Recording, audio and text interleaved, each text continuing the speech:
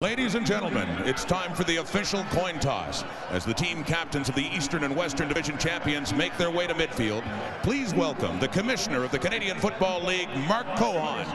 Joining the Commissioner today is the Honorable Donald Ethel, Lieutenant Governor of Alberta.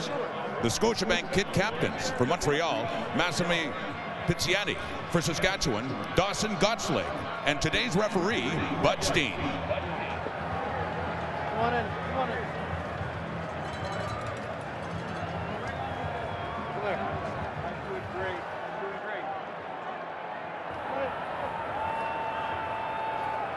Montreal, you're the visitors.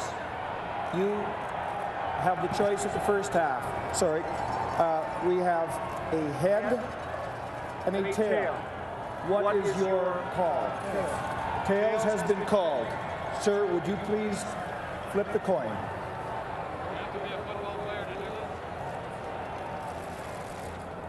It is tails. Montreal, you have won the toss. Do you wish to select this half? Montreal has chosen to receive the kickoff. Saskatchewan, which end do you wish to kick from? Montreal, please come around. Receive. Gentlemen, have a good game.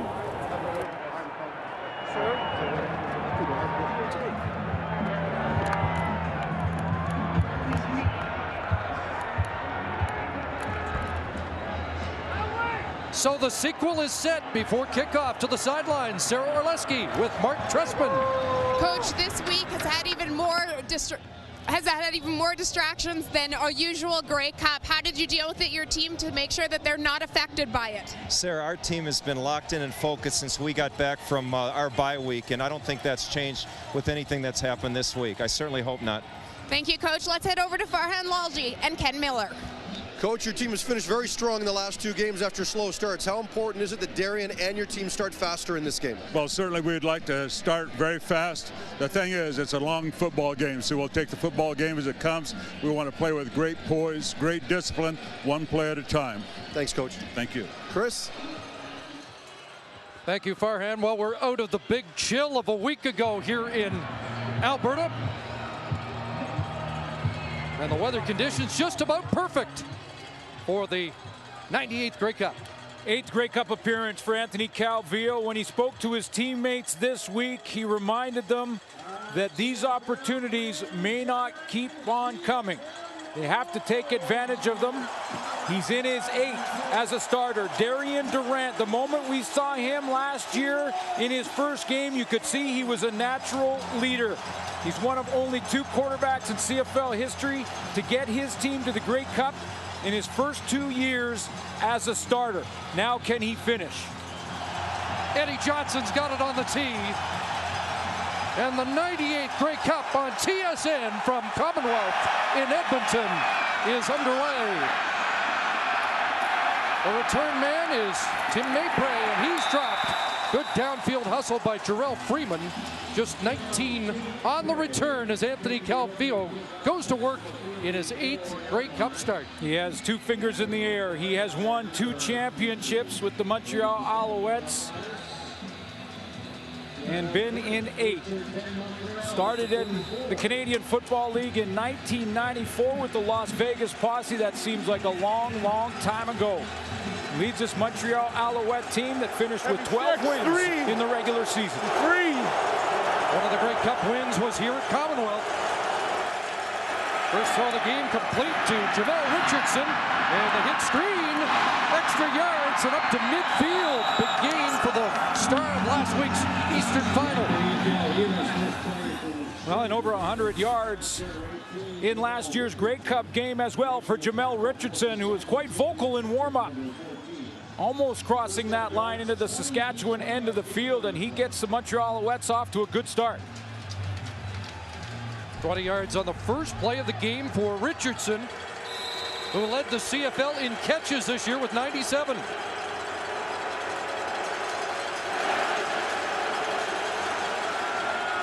First down near midfield, and that pass skipped short of the intended target, the fullback, Kerry Carter. Here's the starting lineup in the 98th Grey Cup for the Montreal Alouettes on offense. Avon Coburn will be in the backfield with Anthony Calvillo, the lone back. The receiving core, Brian Bratton and Kerry Watkins are the wideouts. Jamel Richardson, Ben Cahoon inside, and S.J. Green, the fifth receiver. Luc Brodeur-Jourdain is the center. Andrew Woodruff, Scott Flory, Jeff Parrott, and Josh Burke.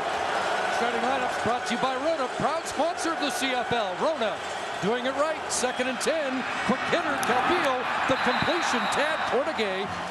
Quick tackle, which will stop Brian Bratton about a yard short of the first down. Early on decision time for Mark Trestman here. He's close enough that he's going to take a long look, and if you get inside of that yard, that they'll bring in the yardstick to take a measure, which usually gives that coach an extra second to make this decision. He's not even going to hesitate. He's putting his punt team out there.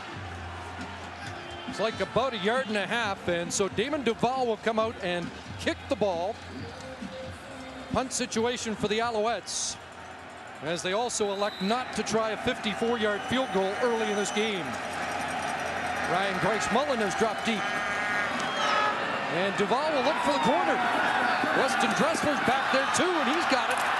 Dressler unavailable last year for the Grey Cup game with a broken leg. Should be a key man for Darian Durant in this one, as Durant leads the Roughriders offense out in his 2nd Grey Cup start. In the semifinal versus the BC Lions, the final versus the Calgary Stampeders, Darian Durant got off to slow starts, but finished strong. And how about his success against Montreal this year in 2 games, 923 yards passing.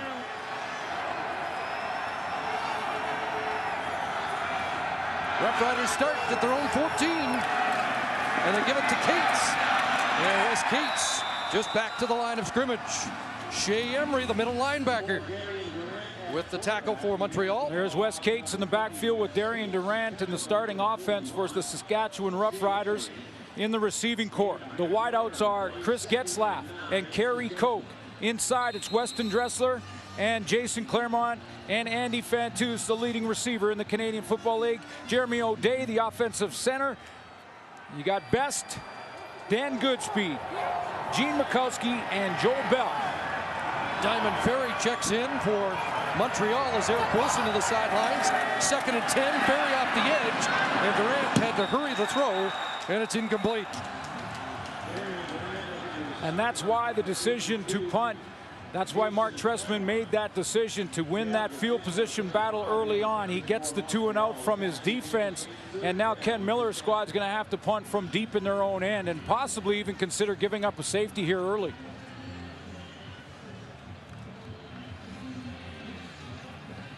So Eddie Johnson is sent out by Ken Miller. 3rd in the league in punting this year. The bartender from Orange County, who may also have to kick deep field goals for the Roughriders with the injury to Luka Kanji.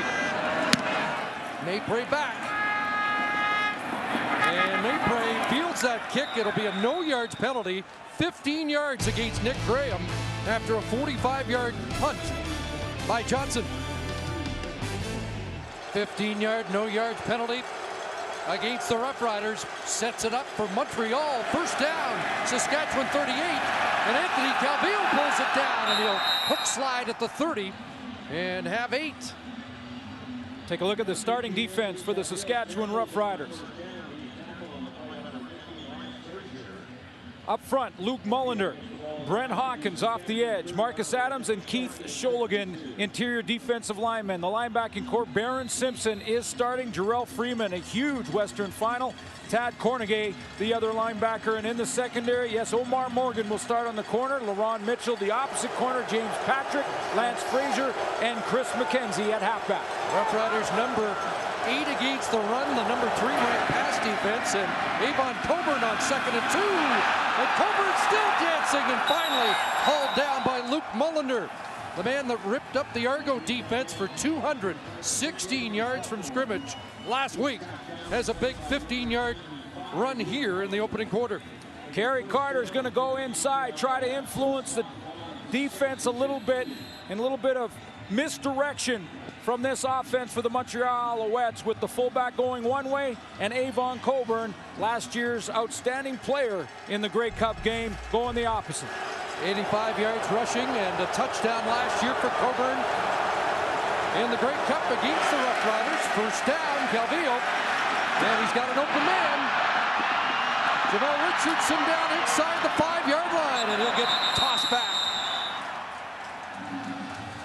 The former Rough Rider has his second first down catch of the game. And it all starts a couple of decisions ago from Mark Trestman to punt the ball and not gamble. He's got that field position advantage, and in the exchange now he's on the doorstep. Jamel Richardson, who continues to victimize this secondary, Saskatchewan, gets another first down, and he led the Canadian Football League in that category in catches that moved the chains. Ben Cahoon to the sideline. Skip Seagraves checks in as a tight end for the Alouettes on first and goal. He gives to Coburn. Avon Coburn, touchdown. Alouettes strike first.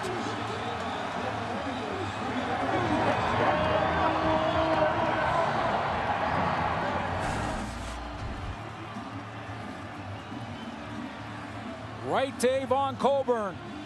You've got to try down in the goal line to go ahead and run the football. Safest play, and he goes off the right side of that offensive line in behind Scott Flory and Jeff Parrott. Good blocking at the point of attack, and they just power their way in for the first score. Third consecutive Grey Cup game that Avon Coburn has scored a touchdown. And Duval adds the extra point. Alouettes strike first in the 98th Grey Cup. 4 plays, 38 yards, and the Alouettes have the opening score. Hey, what up, B? I love you. Avon Coburn into the end zone.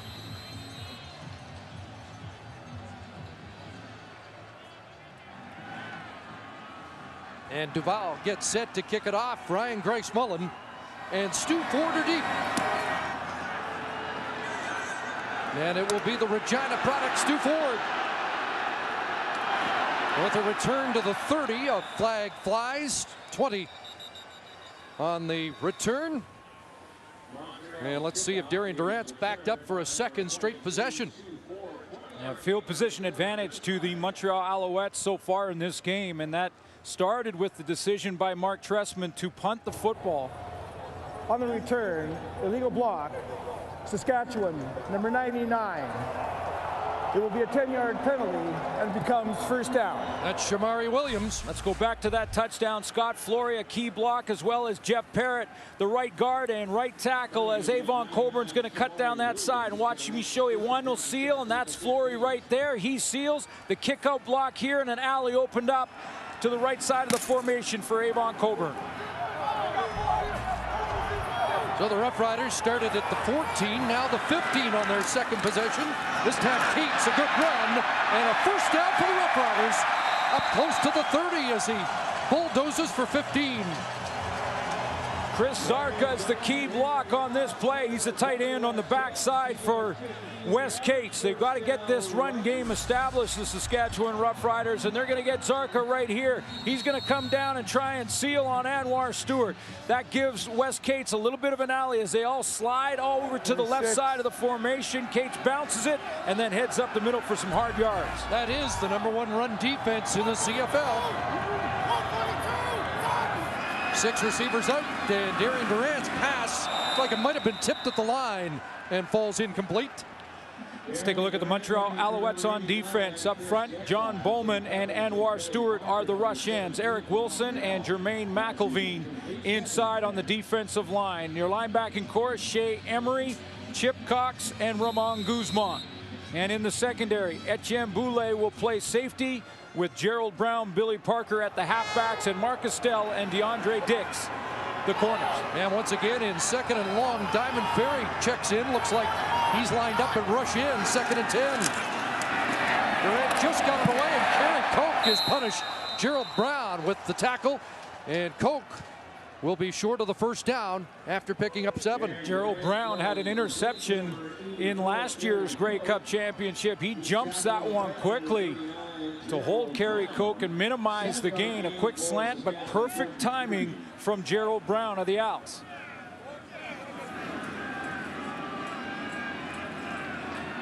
So Tim Mapray drops deep. Big kick return touchdown in the Eastern Final, and 2 missed field goal return touchdowns against Saskatchewan this year for number 3 of the Alouettes.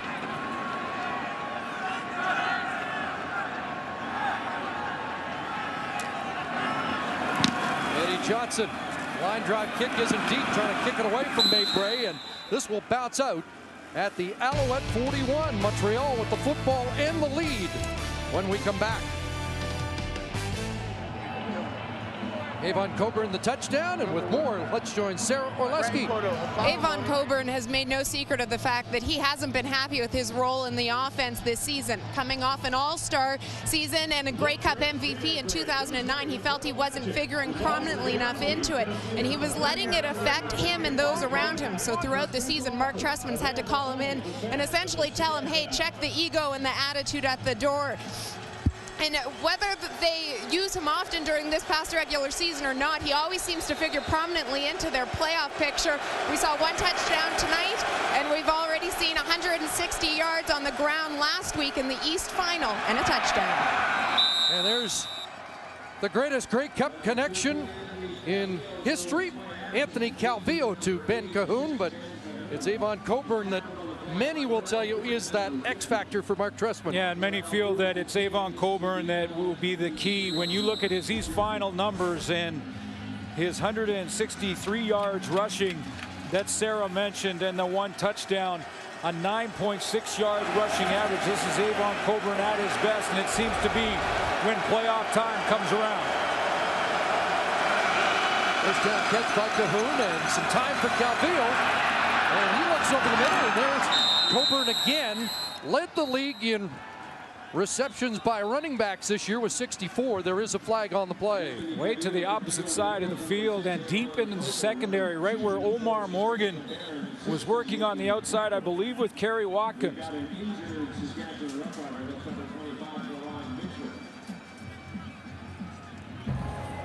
Illegal contact on a receiver before the ball was thrown. Saskatchewan, number 1. It's a 10-yard penalty. First down. So Omar Morgan called on the play, and LaRon Mitchell, the other corner for the Saskatchewan Roughriders, injured and getting attention. Let's take a look, first of all, at what Omar Morgan did on the outside. You see Kerry Watkins is the wide receiver in the short side of the field. He tries to cut across the face right there of Omar Morgan, and Morgan doesn't allow him to do that. Now, because his shoulder pads are towards the line of scrimmage, you can see some grabbing as he breaks in there. That's the illegal contact. And now let's take a look at LaRon Mitchell, the wide side corner, and how he was injured. His knee and left leg, not pretty. So as you can see, LaRon Mitchell seriously injured on that play. We'll step out and be right back. 4th Grey Cup at this facility, and LaRon Mitchell still getting attention. Back in 2008, he suffered a broken leg and missed most of that year and the following year. And he will be carted to the Rough Rider dressing room.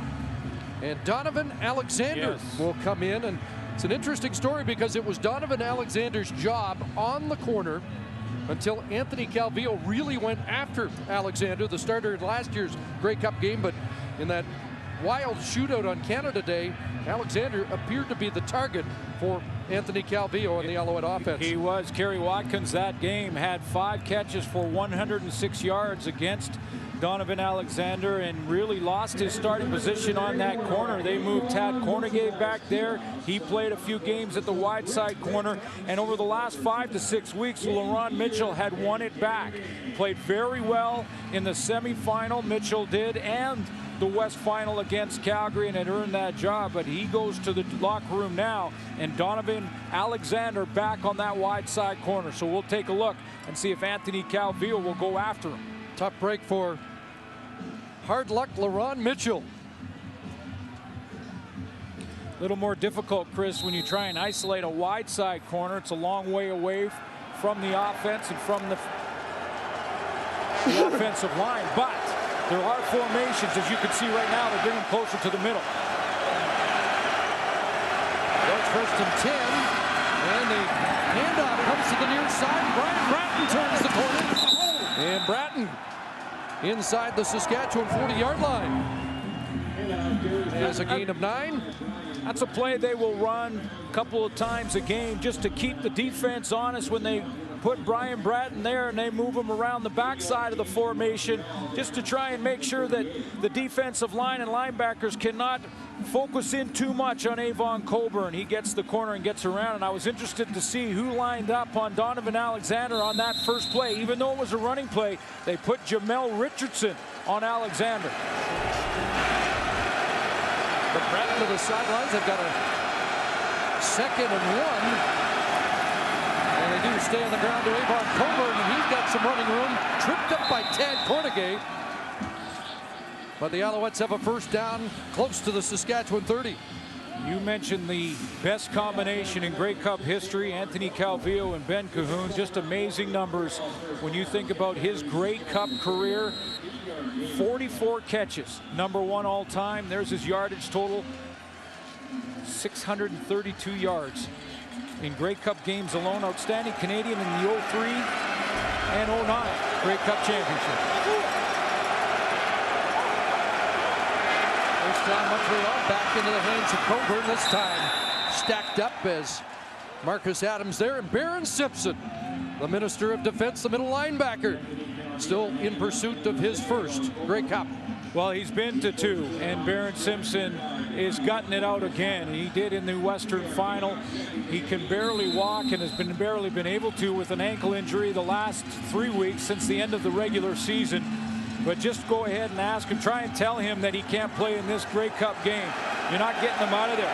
But you know that the Montreal Alouettes will try and attack him and see if he can hold up. 6th play of the drive, 2nd and 8, and Anthony Calvillo didn't like what he saw. Montreal. And the Alouettes call timeout.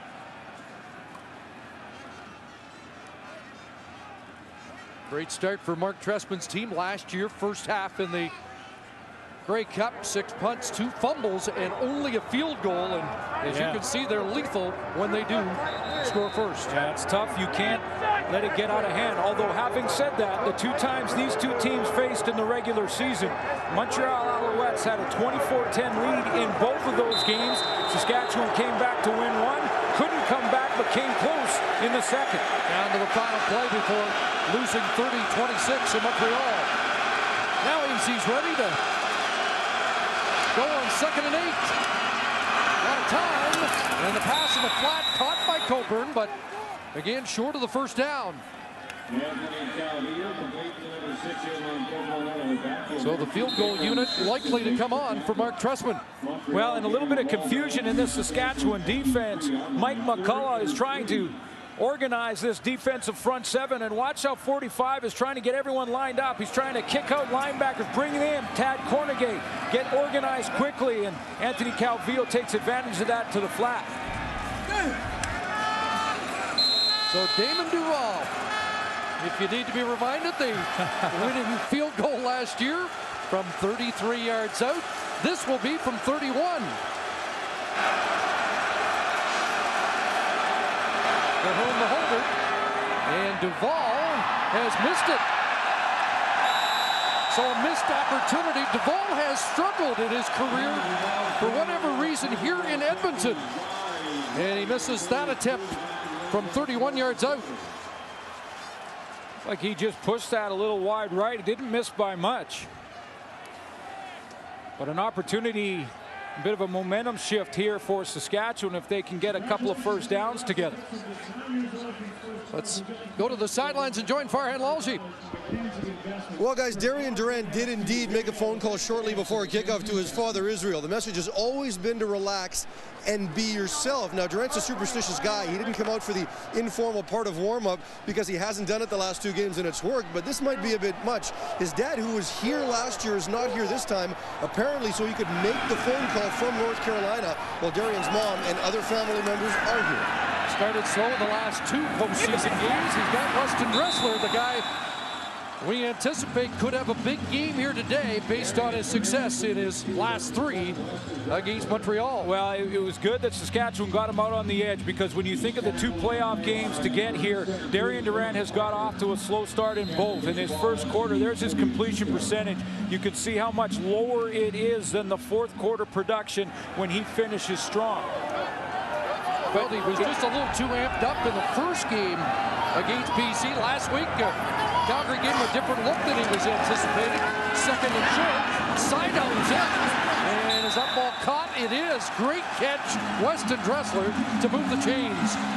Well, it was a great catch, Chris, because they weren't ready to throw and catch that football at that point. Due to the pressure off the edge, it looked like Darian Durant had to rush the throw coming from his right side. Play action there, and you could see the pressure coming off the edge. Now, he had to rush that one, and Weston Dressler just reacts and moves the chains. A big first down for Saskatchewan.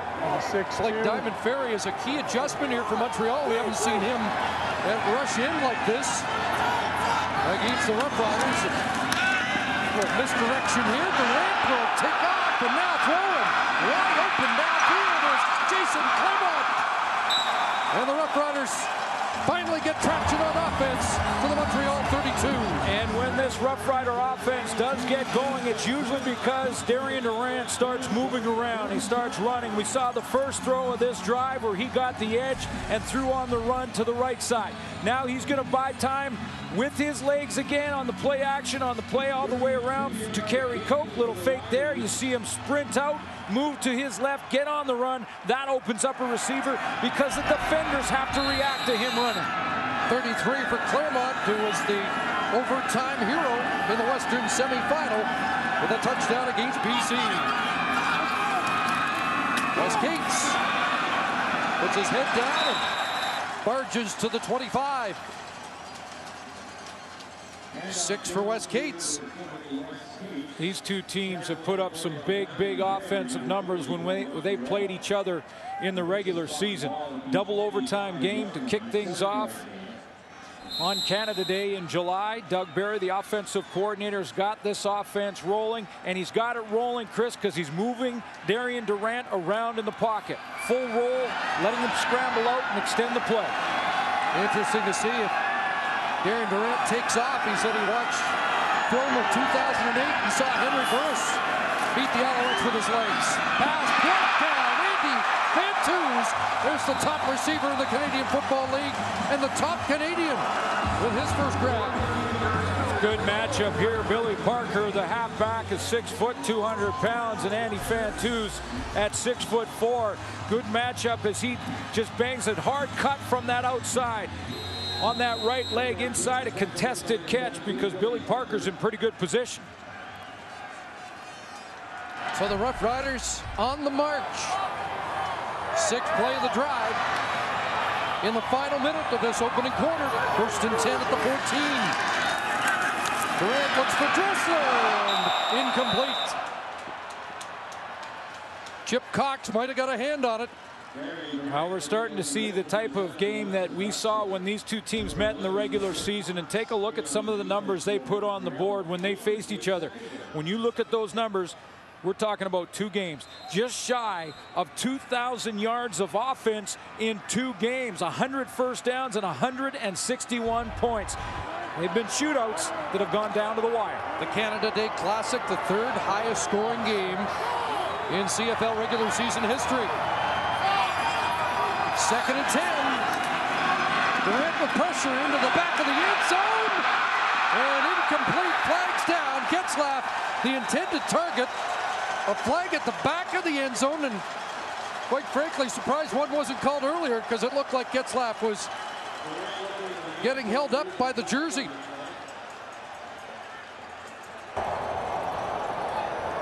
Pass interference.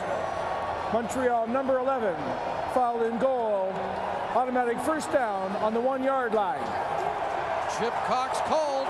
Montreal led in that type of penalty this year. Yeah, that's been an issue for the Montreal Alouettes. Penalties overall and specifically pass interference penalties. And there was contact made by Chip Cox a couple of times. First of all, you see where he gets his right arm across the face of Chris Getzlaf as the ball arrives. He also tugged on his jersey about 4 yards earlier than that. And now they're on the goal line. Final play, first quarter, and the Rhino team is in for Saskatchewan. Give to Cates. Airborne touchdown. Here we go.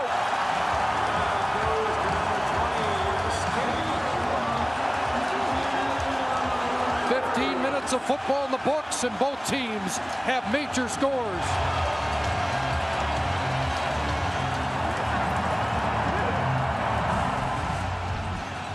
Wes Cates airborne over the top, gets great elevation right here. Up over the top of that front seven and crosses the plane. The CFL touchdown leader in 2010 hits Peter. Cates was 15 rushing touchdowns, 16 overall, and Warren Keane adds the extra point. 15 minutes in the books, and Commonwealth. A touchdown for Coburn, a touchdown for Cates, and the Alouettes have a 1-point lead. Horton's proud sponsor of the CFL. Well, the type of game we thought we would see between these two teams, 7 first downs each. The one number I think people should keep their eye on is those rushing yards by the Montreal Alouettes. Early in that first quarter, they established Avon Coburn. Let's keep our eye on that one.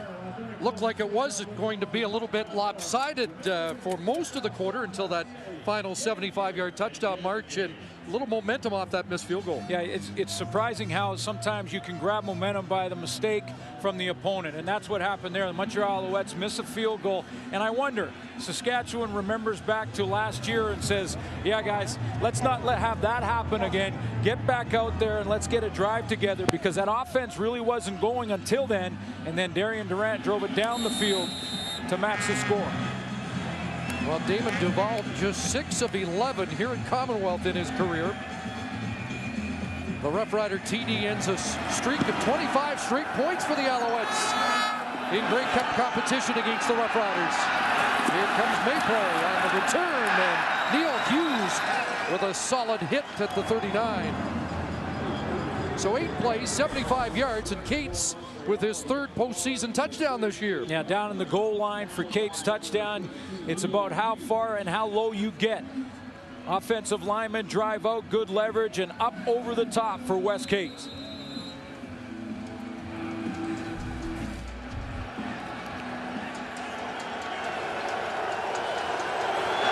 Back to work goes Anthony Calvillo.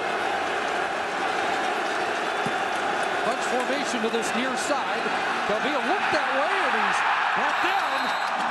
There's Jarrell Freeman, who has really become a force. Defensive player of the Western Final with 9 tackles and a quarterback sack. Well, and let's not forget, for Saskatchewan, maybe the most important play is he comes off the edge. Jarrell Freeman, number 50. He's going to come around and work on Avon Coburn, a mismatch that favors Saskatchewan. And let's not forget that fumble recovery by Jarrell Freeman. Otherwise, it might not be here. Aren't here. Loss of 5 on the first sack of the game. 2nd and 15. 3-man rush. Calvillo has it batted down. Knocked down. And that's Jarrell Freeman again. What a force he has become for the Rough Riders defense. Let's go back to that West Final and show you the game that Jarrell Freeman had. You mentioned it, Chris, 9 tackles. He also had a sack on Henry Burris right here. And the biggest play of the game was that fumble recovery on the special teams, bailing out Ryan Greismuller. And saving a Calgary touchdown when he recovered that fumble. First 2 and out of the game for Montreal. And a bouncing punt that is fielded by Dressler. At the Saskatchewan 40, Roughriders with the ball when we return.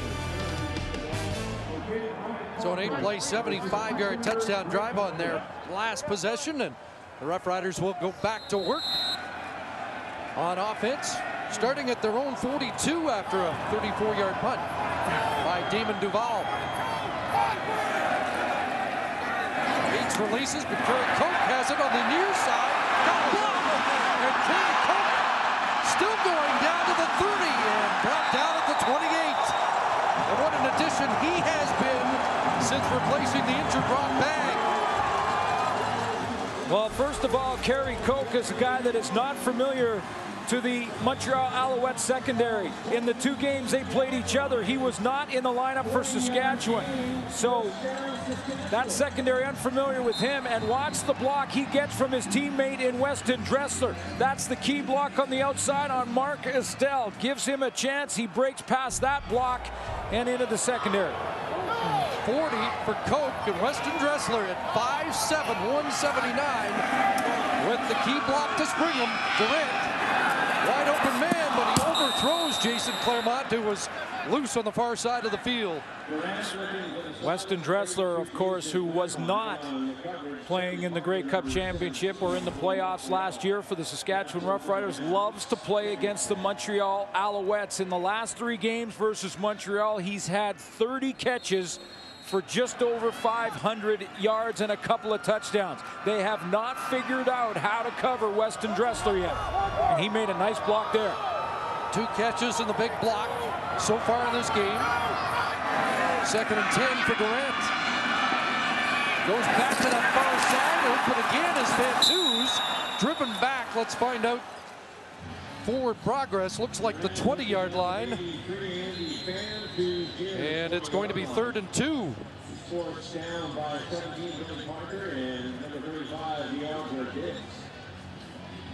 So Ken Miller deliberates, but now sends out Warren Keene and the field goal unit. And Warren Keene has been a bit of an adventure. 60% of his kicks have gone through, but his longest just 25. There are the numbers. Warren Keene, a late season addition when Luka Kanji was injured. In fact, Luka was here this week, had to go home today. He will undergo knee surgery tomorrow. Warren Keene will handle everything from 40 yards and in. Long field goals to be handled likely by Eddie Johnson. Keene for the lead, and he's got it. So the difference so far, Keene makes 1 from 27. Duval misses from 31. Ryan Getzlaff, an Olympic gold medalist, and brother Chris trying for a Grey Cup in the same year.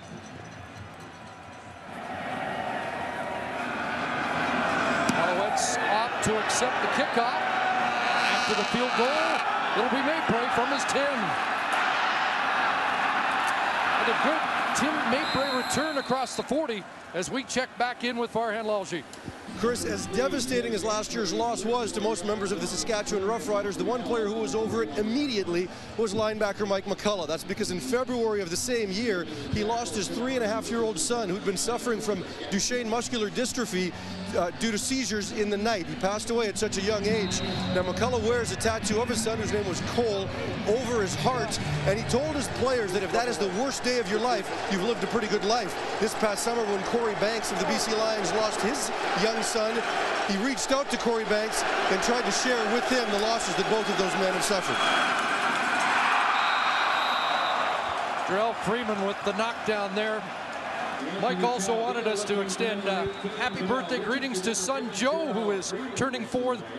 Just turned 4 this week, and Mike's been in the Grey Cup 3 of the last 4 years, so he keeps missing Joe's birthday.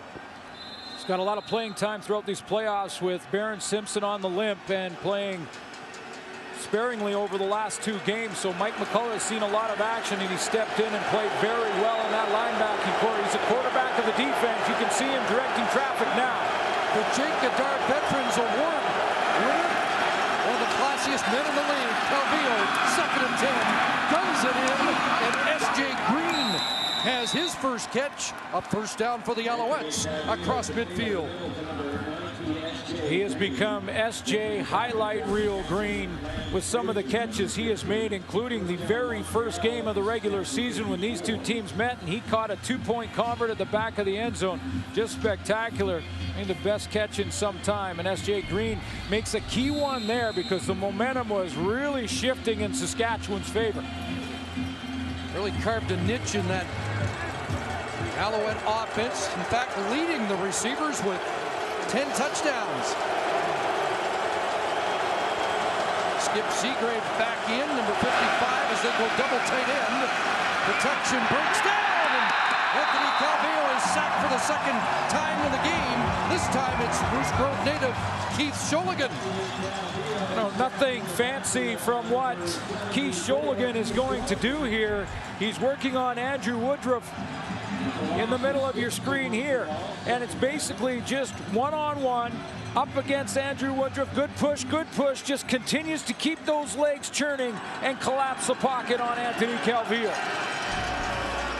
Sholigan had a fumble recovery in last year's Cup game. Loss of 6, 2nd and 16. And now Calvillo's going to have to fight this partisan Rough Rider crowd at Commonwealth.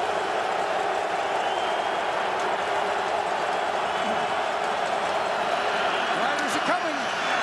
Calvillo gets it away, and it falls well short of the target as they get heat on the quarterback. Off the edge, Lance Frazier. Saskatchewan Roughriders love to do this. They put their linebackers up in the line of scrimmage, and then it's up to the O-line, the protection for Anthony Calvillo to figure it out. There's Jarrell Freeman, Tad Cornegay, and over on this side is the guy who's going to make contact. That was James Patrick off the edge from the safety position coming around. It was Lance Frazier who's coming from the halfback. But they line them up all in the line of scrimmage, and then the offensive line has got to figure out who's coming and who's not. So since the touchdown, a missed field goal, and now a second punt for Duval off the side of his foot. Damon Duval, who struggled kicking last year at McMahon in the big game.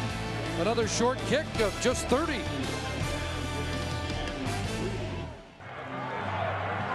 So it's the Rough Riders by 2.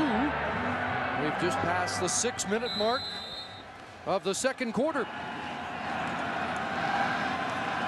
Alouettes had the early momentum, and now it has shifted behind the Western champions, who send 4 receivers wide to the right. A lot of time, and now Durant throws it away. Eric Wilson, Anwar Stewart bearing down at the end. Leading receiver in the Canadian Football League in 2010 was Saskatchewan's Andy Fantus. All Canadian at the slot back position, and first Canadian to do it in some time. And there's the leaderboard in the receiving category. 1,380 yards for Andy Fantus, which will really inspire young Canadian football players in amateur football in this country. First top Canadian for Saskatchewan since your old teammate Ray Elgard. 2nd and 10. And Durant can't find anybody. Takes off. And tries to run over Gerald Brown. See how far he got. Gary Cook is trying to help the officials and move them closer to that marker. Looks like he's going to be a long yard away. Darian Durant did this in the West Final against Dwight Anderson, the corner, and it's really what kick-started their offense. He did not run out of bounds. He's not running out of bounds in this game either. Gets to this outside and sideline, and he goes right after the defensive backs and Gerald Brown.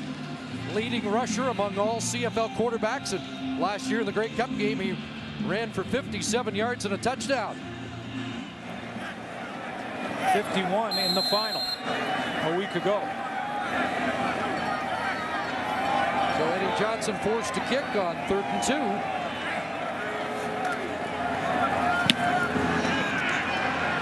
Not deep. And Maypray at his 35 will be tossed down by Kitwana Jones. 39-yard kick. And good downfield cover by the veteran, Kitwana Jones.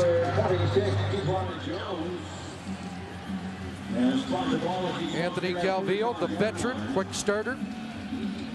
But since then, the Roughriders have made some defensive adjustments. Well, the adjustment has been number 50. Jarrell Freeman has just stepped in and made some plays, and that's how those numbers have changed of late for the offense for the Montreal Alouettes. Jarrell Freeman is imposing his will on their offense. Not a starter for the Roughriders till late in the year when Sean Lucas was injured. Coburn on the ground. And Avon Coburn tossed forward. Jarrell Freeman another tackle as Coburn gets to the 42. And injuries in the linebacking core that forced Jarrell Freeman into the lineup, but boy, the Saskatchewan Roughriders happy he's there. Big Western final, and this has been the highlight so far in this game, and we're not finished a half of football yet in the Grey Cup. Jarrell Freeman is the reason that this offense has sputtered over the last couple of series. Mike McCullough told me a couple of days ago, Freeman has been so impressive of late, they're worried now they might lose him. He might be looking to follow Cameron Wake south of the border.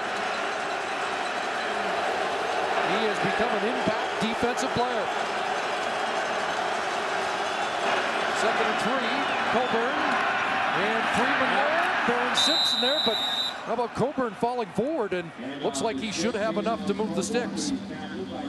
Well, he's going to get that on his own because he ran right into the arms of Jarrell Freeman again as he tried to cut back, and Freeman sealed that backside. Now, they didn't need a lot, and Avon Coburn fell forward.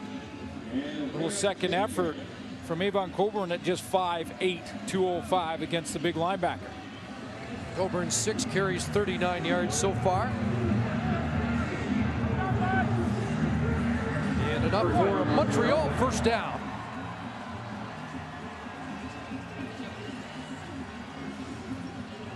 One thing that the Montreal Alouettes have not been able to do because they haven't had time to do it is go ahead and try and attack the outside and Donovan Alexander and see if he can hold up. Hasn't had a lot of playing time at the wide side corner, but Anthony Calvillo just hasn't had the time in the pocket to go to his wide receivers. Brian Wells reporting that Donovan Alexander has suffered a broken leg and has been taken to hospital. Coburn stacked up, and Laron Mitchell with the broken leg, and Donovan Alexander in his place at corner. But in order to get that passing game going and to try and push the ball a little bit deeper, Anthony Calvillo needs time in the pocket.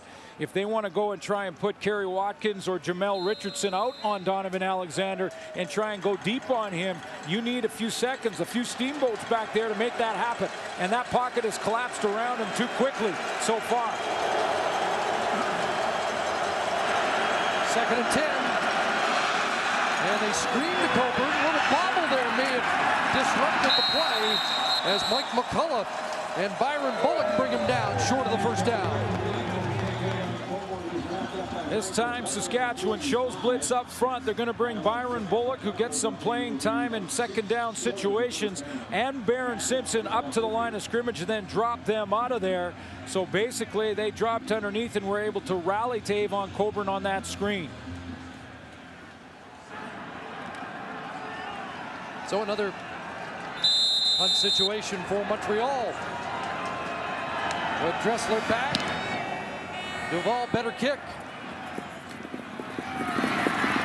And Dressler with a good return. Weston Dressler up across the 40-yard line. Martin Bedard takes him down. Well, we mentioned Andy Fantuz leading the league in receiving and the top Canadian, and proud of those accomplishments. Being Canadian, I am proud. I am proud of it. I hope it inspires a lot of younger Canadians to work harder and be better at whatever they're doing. But you know, for me, I share this with my teammates. I wouldn't be here. I wouldn't be leading the league without my teammates. Top Canadian in the 07 Grey Cup. Heats straight ahead, close to the 45. You know what it does, though? There's a lot of amateur football players in this country that look up to Canadians anyway. But when they can lead the league, when they become a star, like Andy Fantuz has become a star, it even makes those dreams become bigger for amateur football players. They look and they think, not only can I play professional football in my country, but maybe I can be one of the best in the Canadian Football League in my country, and that's really going to inspire some young athletes from coast to coast. 36, 2, 2, 2. 5 for Cates and 2nd and 5. Short drop and the quick hitter. Is that a catch? It looks like it is. And there's Chris Getzlaff, who was number 3 among Canadian receivers in the CFL this year. Well, he's really coming into his own, though, Chris, when you think about that Western final and how Andy Fantu struggled a little bit. And you put in Chris Getzlaff, and he has 100 yards in the offense and 8 catches. The leading receiver for Saskatchewan, who sits down. 8 and a first down, and here's Dressler on that end around, trying to get to the edge, and won't turn the corner as he's poked out by Shea Emery. The Montreal Alouettes right now against this great receiving core in Saskatchewan. We talked about Getzlaff, we've talked about Fantus and Dressler. Because there's so many weapons, the Montreal Alouettes, who all season long like to play man-to-man, have now started to play a lot more zone defense, giving some room for those receivers underneath and trying to protect against that deep ball, something that's not what they're used to playing and didn't play during the regular season. They like man. Was some concern about that defense when they gave up 100 points in the last 3 games of the regular season. Bolstered now, that pass, and almost picked off. Mark Estelle jumped the route on Kerry Coke. Did he ever? Couple of plays in a row where Darian Durant was throwing it underneath. We saw the Getzlaff catch, and if this is similar where Kerry Coke is just going to sit down, a timing route from Kerry Coke. But the Montreal Alouettes, Mark Estelle has seen enough. He sort of sits on it, knows it's going to be that hot route, that little sit-down route on the sideline, and he jumps it, almost has an interception. If he hangs on, no one's catching him. Got that smile on his face like he just missed a big opportunity. 4 interceptions on the year for the veteran Estelle on the corner. Does force a kicking situation, and Johnson will punt it away to either Mapray or Bratton. It will be Mapray.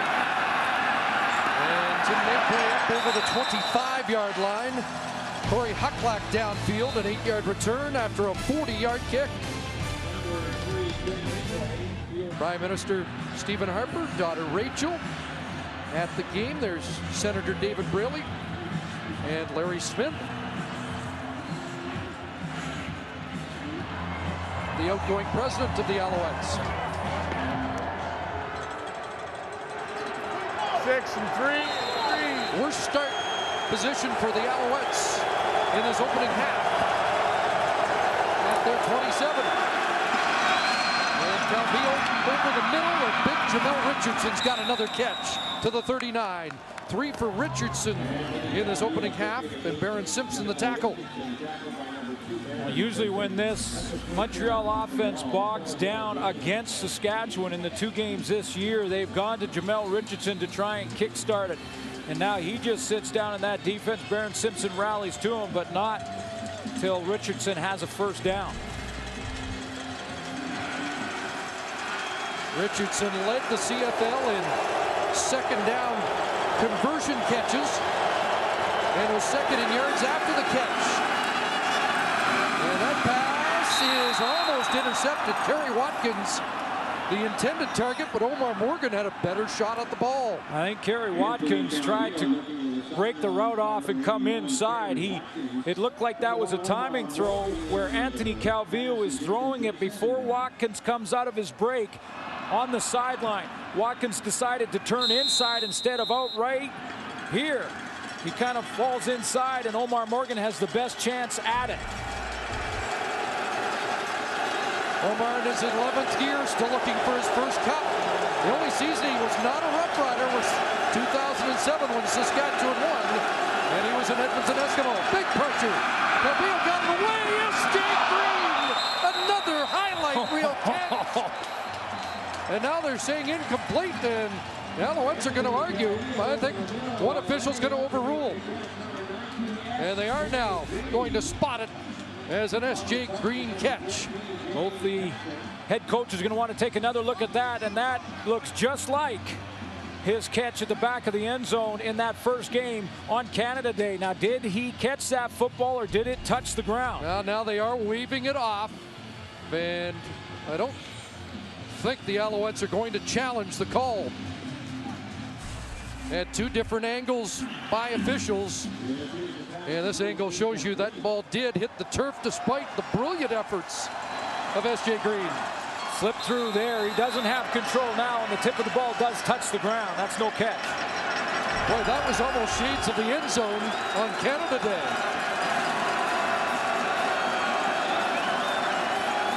So a fourth consecutive punt for the Alouettes. Dressler on the short kick. Gets the no yards. Like Chip Cox was within that 5-yard restraining area. Ken Miller has decided to put Weston Dressler back on punts because he has such sure hands.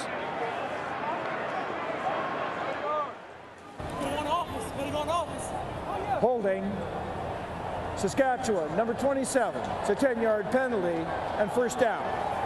So Chip Cox was okay, and Nick Graham gets the call, and that'll march it back 10 yards deeper into Saskatchewan territory. After the adventure in the special teams and the punt return team in the Western Final with Ryan Greismullen, we've seen Weston Dressler returning kicks with sure hands. Now that penalty pushes Darian Durant back a bit. Turned into a defensive struggle here in this second quarter. Getzlaf a catch. Gets away, and more flags fly. It'll be a face mask against Chip Cox.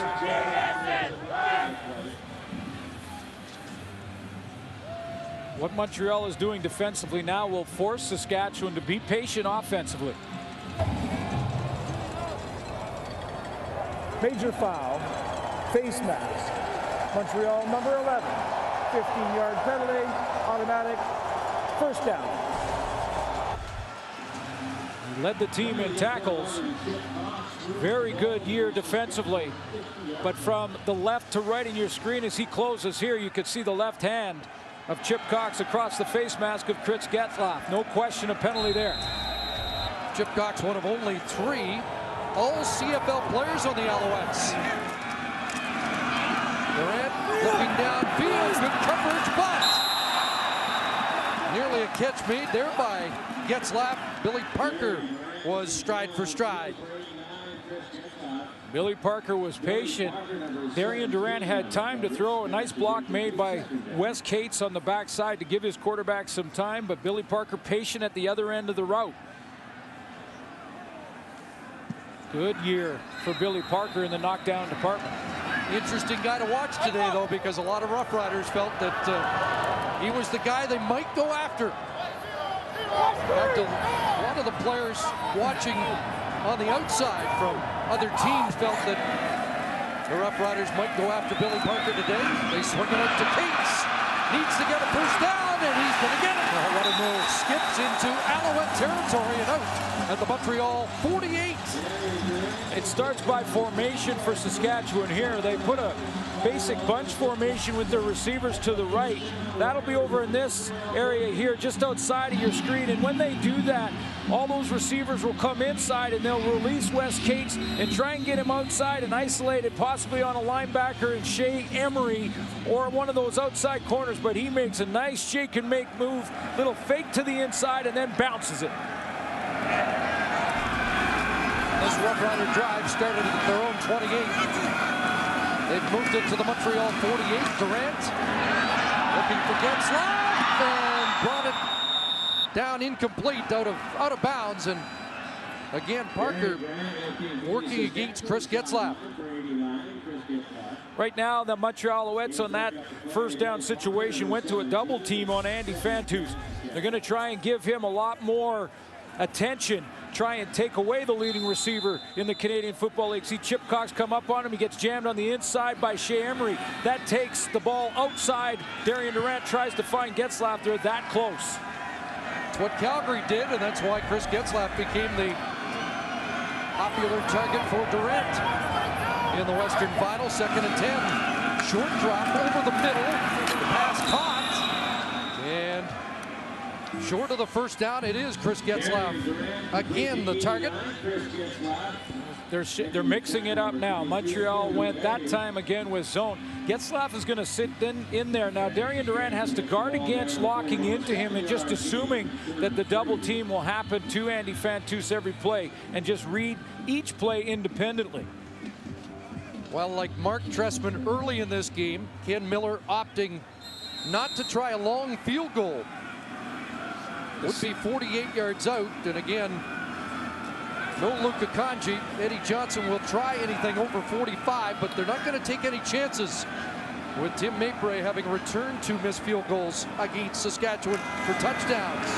Johnson wants the corner, and this one is going to bounce into the end zone. So doesn't get what he was looking for. Instead, it's a single and a 3-point Saskatchewan lead. Yeah, those are execution errors, and that's an error by Eddie Johnson. That takes the strategy and turns it around now to favor the Alouettes, because I like the decision by Ken Miller to go for the corner and play that field position battle. Remember, when Mark Trestman elected to punt on 3rd and short, after a series and a 2-and-out by Saskatchewan, they ended up scoring their first touchdown off that positive field position. A good decision made by Mark Trestman. Ken Miller tries to go with that same strategy, but he doesn't get the execution from Eddie Johnson. So Anthony Calvillo has 1 minute to change the score in the opening half. Looked very sharp in the opening possession, but he has been stymied by the Rough Rider defense since Coburn. And he gets stacked up, and Alouettes running a lot on first down. That's out of character for them. Yeah, it really is. They're trying to see if they can attack this defense in Saskatchewan that ranked last against the run in the regular season. But with the way that Jarrell Freeman is playing, they better figure out a way to block him. I mean, that's what they have to talk about at halftime. How do they get a big body on Jarrell Freeman and try and take him away from the play? Maybe run away from him or get an offensive lineman on him. But he's been a one-man wrecking crew. Alouettes have 57 yards rushing in the game. 2nd and long, and that ball is going to be ruled a catch. They are ruling a catch is made by S.J. Green off the turf, and Aaron Simpson wants the Saskatchewan bench to challenge the call. Aaron Simpson is trying to get Ken Miller to throw his challenge flag. Let's take a look. S.J. Green had that real close one in the last series. This one down low, and did it bounce? It looked like it may have come off his hands. No surprise that the Alouettes going no huddle here. They want to get the first down, and no challenge flag has been thrown. So quickly back to work, and right back into the hands of Green, and Lance Fraser with the quick takedown. You know, S.J. Green, you mentioned the 10 touchdowns this year. I mean, he has got to have gone to the Ben Cahoon School of ball catching and receiving, because S.J. Green, you know how they talk about receivers and they have that window, and if you put it in that window, they'll get it. Well, he's got a big window. I mean, S.J. Green, you put it anywhere in the area code, and he's coming down with it. Really coming into his own as that 5th receiver, and it's often a player in games like this that you may not think to be the guy that steps up and becomes the big play guy for your team. 2nd and 6. And the ball caught by Green, who gets away. And S.J. Green has another first down as the Alouettes try to get into scoring position. If you didn't watch the Canada Day fireworks, S.J. Green made the play of the day and maybe the year. Double overtime. The Alouettes had to get this 2-point convert after that to keep the game alive, and S.J. Green, unreal. Calvillo running out of time, threw it away, and a flag down, and this is going to be a holding call, which will march it back 10 and out of field goal range. When you get to about 4 steamboats, 5 steamboats, 2 things are going to happen. You're going to draw a holding call, or you're going to get your quarterback sacked. holding Montreal number 54. It's a 10-yard penalty. Repeat, first down. Jeff Barrett, the big right tackle out of So much Lethbridge. for throwing a turf. He's working on Brent Hawkins. One-on-one, the right tackle gets his hands up over the shoulder pads, and it's pulling that jersey as that play extends too long. So 4 seconds remain in the half. Roughriders have 4 defenders buried deep. They'll throw it underneath, and it's dropped. Ball dropped by Kerry Watkins on the final play a year ago. After 30 minutes, the Roughriders led 17-3. After 30 minutes here tonight. Montreal Alouettes have to find a way to block Jarrell Freeman defensively. Darian Durant, haven't seen him run yet that much in the first half. Wouldn't be surprised to see it in the second. 3-point Rough Rider lead as we check in with Farhan Lalji and Ken Miller. Coach, it looked in the second quarter, or in the first quarter, that Darian Durant was starting to get things going offensively. What happened in that second quarter? Well, you know, the game kind of changed a little bit on us. In the first quarter, we had a tough time getting them stopped. And then in the second quarter, we did make a pretty good drive and get a score. So we're going to be all right. We just need to play hard for the next 30 minutes. Defensively, teams don't often try to blitz to pressure Anthony Calvillo because of how quickly he gets the ball out. How were you able to pressure him? Well, with our special blitz, the Etcheverry blitz scheme that we have. Thanks, Coach. Thank you. All right, now let's check in on the other sideline where Sarah Orleski has Mark Tressman. Coach, defense has reigned supreme in that first half. What's the biggest challenge facing your offense? Well, the biggest thing is we got to continue to work at keeping AC clean. He's taken a few more hits than we would have liked. They're bringing the house quite a bit, and we've got to get rid of the ball, and we're doing that. And then when we get the opportunity, we got to make the play. Thank you, Coach. You bet, Sarah.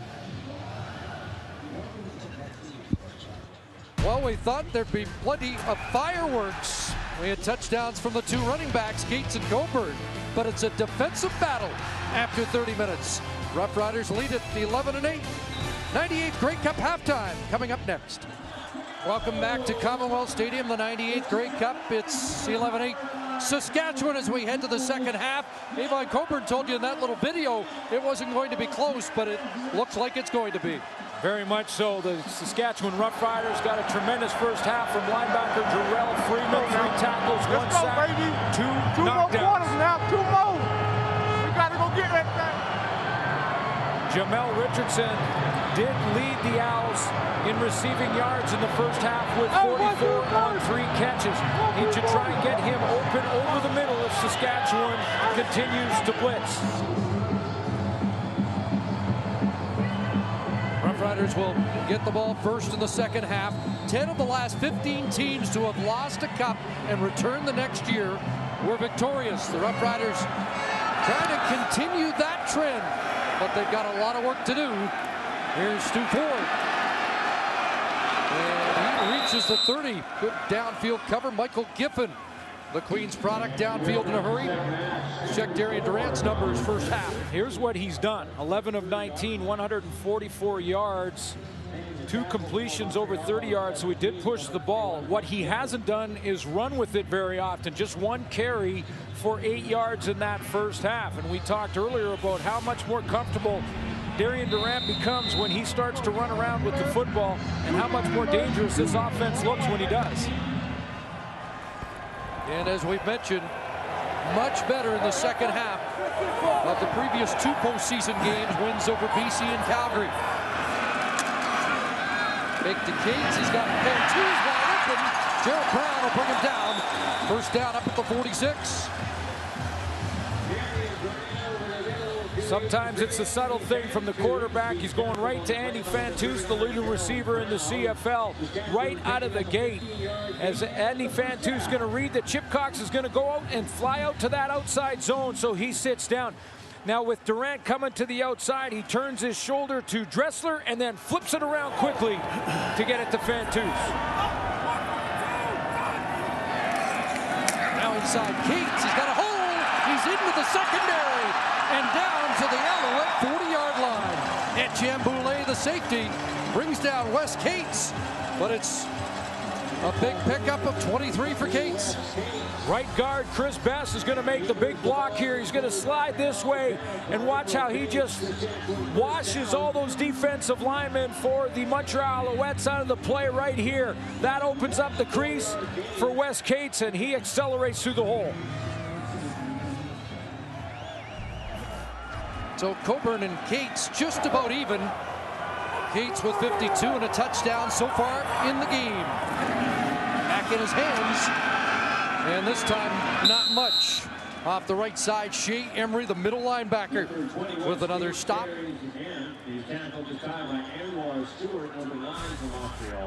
Out of UBC, Shea Emery in the middle linebacker spot. Watch how he'll step up and play it. This is textbook middle linebacker play. That's called scraping to the hole. He fights around the block of Gene Makowski, number 6. Scrapes right in there, steps into the hole. Good tackle on Wes Cates.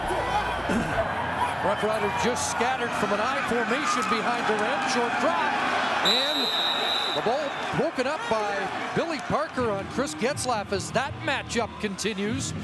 And Parker does the job. That's called the hot route, as Chris Getzlaff, he recognizes that the blitz is coming from the opposite side. He's got to present a target quickly. Again, the timing by Billy Parker perfect as he comes up over the top. You mentioned earlier, Chris, they might go after him. They have, but he's responded. Now again, Ken Miller opts not to try a 45-yard field goal. He's going to give Eddie Johnson a chance to pin the Alouettes in the corner. Do you think this would be the call if Luka Kanji, the regular place kicker, was available for Saskatchewan? No, I think they go field goal if he's here.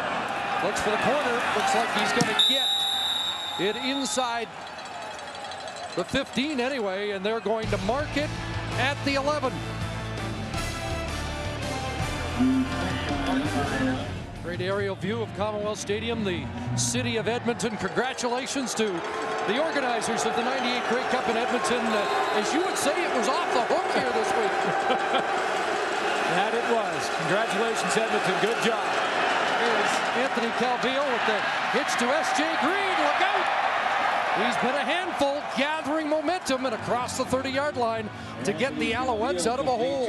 So what do you do offensively if in the first half you can't push the ball deep because the pocket is collapsing too quickly? Well, you go right away to a quick passing game. Little hitch screens, this one to S.J. Green. Now in that first half, S.J. Green had 4 catches. 3 of them went for first down. So he is moving the chains when he gets his hands on the football. A couple of touchdowns in the regular season against Saskatchewan. So 4 first downs for S.J. Green, and this one buys them some breathing room. Calvillo stands in, a low delivery, incomplete. Wanted Jamel Richardson. Anthony Calvillo looking for number 18, Jamel Richardson, number 14, James. Montreal Alouettes, when you look at their Grey Cup history of late, have not got off to good starts. 0-5, just 1 point in the first half versus the Edmonton Eskimos. Last year, just 3. Of course, they had 17 in the final 8 minutes last year. Anthony Calvillo won here in 2002 with only 35.5% completion percentage. Flag down, and that ball away, and the fullback Kerry Carter's got it. And Carter will be brought down short of the first down. We'll check the flag. And we haven't had many to sort out so far in this game. Well, in the first half, Montreal had 3 for 38, Saskatchewan 4 for 45 yards. Call against Montreal.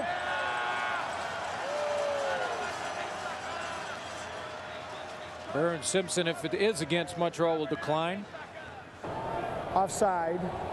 Montreal, number 18, that penalty is declined, becomes 3rd down. So it was Jamel Richardson. It will be declined, and the punt team will come on for the Alouettes.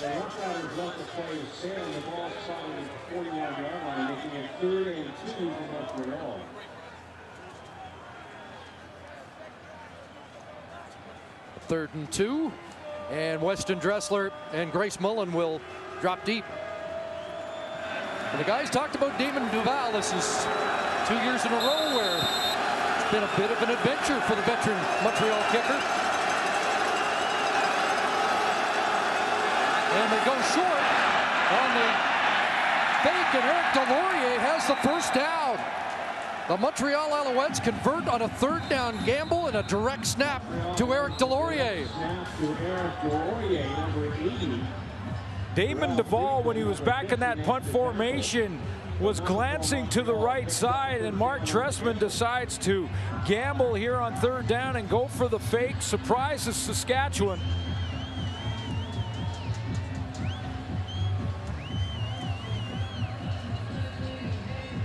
Now the officials going over to conference with Mark Trestman. They're marking the ball at the 51. Don't see any flags. A direct snap. And I didn't see a flag. Alouettes gambled like that twice during the regular season, were successful once. There were no third down fakes of any kind for the Saskatchewan Roughriders this season. Special teams has been an issue for Saskatchewan throughout the regular season. They've been better, and it sounds like they're going over numbers and eligible numbers possibly.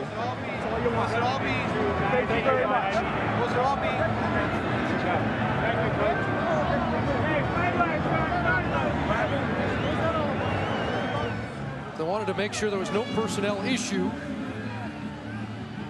with eligible players on the field, and apparently there were no issues.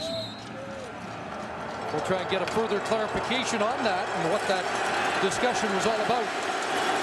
Turns out to be a 10-yard run for Delorier, and the Alouettes hold on to the ball, and that could be a momentum changer. Whoops, trouble for Calvillo, and he threw that away. Well, they tried a little gadget play, but there was plenty of pressure on Anthony Calvillo, who avoids the sack. You know how sometimes you say you can read someone's eyes? Maybe it's a quarterback. Watch Damon Duvall before that fake. He look at him. I'm looking to the right. I'm looking to the right. Is it open over there? He glanced twice over there, and the Saskatchewan Roughriders didn't notice. And the call and fake executed well by the Montreal Alouettes. Now, can they convert and continue with the momentum after picking up that first down?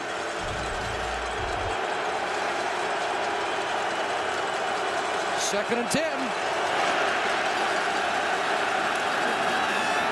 a punt from Calvillo underneath. Ben Cahoon has a first down, and he'll spin down to the 42 of Saskatchewan. Second catch in the game for number 86. This is the cat and mouse game that Anthony Calvillo is involved in right now, because he's got pressure, he's got unblocked players coming, but he has a soft spot behind them if he can get the ball out of there.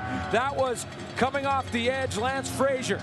He pump fakes him and gets Frazier to leave his feet. That buys him a split second to get Ben Cahoon over the middle. There's a soft spot in that blitz. The question is, can Anthony Calvillo get the ball out of his hands in time? First down, 6 receivers out. Back it goes to S.J. Green into traffic and brought down at the 38. Short gain there, and some chirping between Jamel Richardson and some of the Roughriders. Not enough time at this point with what Saskatchewan's doing defensively for Calvillo to go deep with the football. His longest throw so far in this game, a 20-yarder to Jamel Richardson.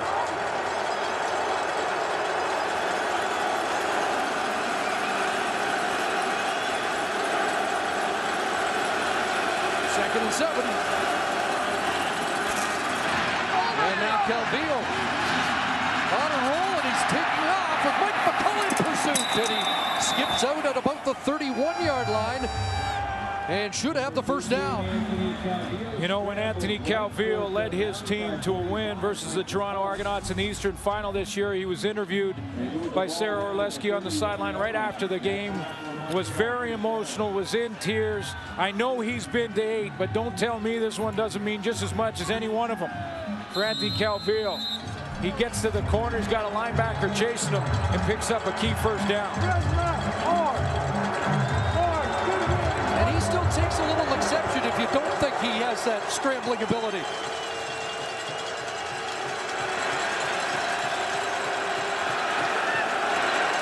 First down. And into the hands of Kerry Watkins. Pulled down by Byron Bullock. It is amazing resume for Anthony Calvillo. All-time Grey Cup records as a starting quarterback. 8 starts. TD passes 9. Over 2,000 passing yards in Grey Cups alone. Of course, 2002, right here at Commonwealth Stadium, he was the Grey Cup MVP.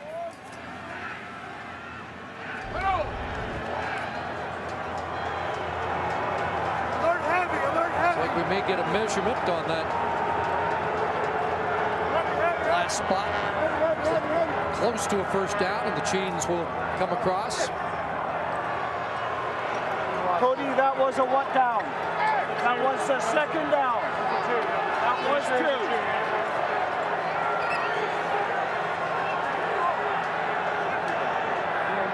And while we have the chance, you can see it's going to be 2nd and 1. The officials conferred with Mark Trestman to make sure they had enough eligible numbers playing in the right positions during that 3rd down gamble.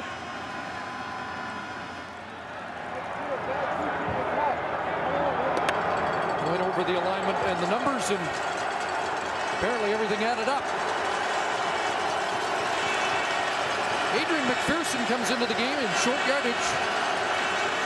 10th play of this drive on the Alouettes' first possession of the 2nd half. Remember, they started at their own 12.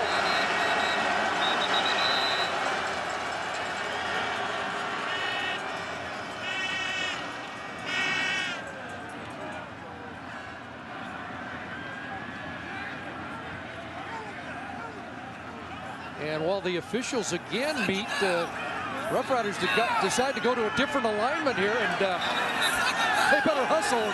We're going to have more than 13 men on the field. And now both teams a little upset with the officials, and for some reason they're not ready to get this game restarted. And now Mark Trestman wants to speak to the officials.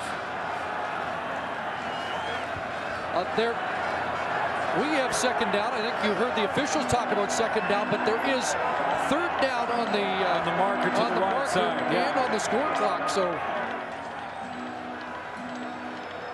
and the exchange of players on the defensive, it should only be 2nd down, but again, the scoreboard and one of the chains at 3rd down.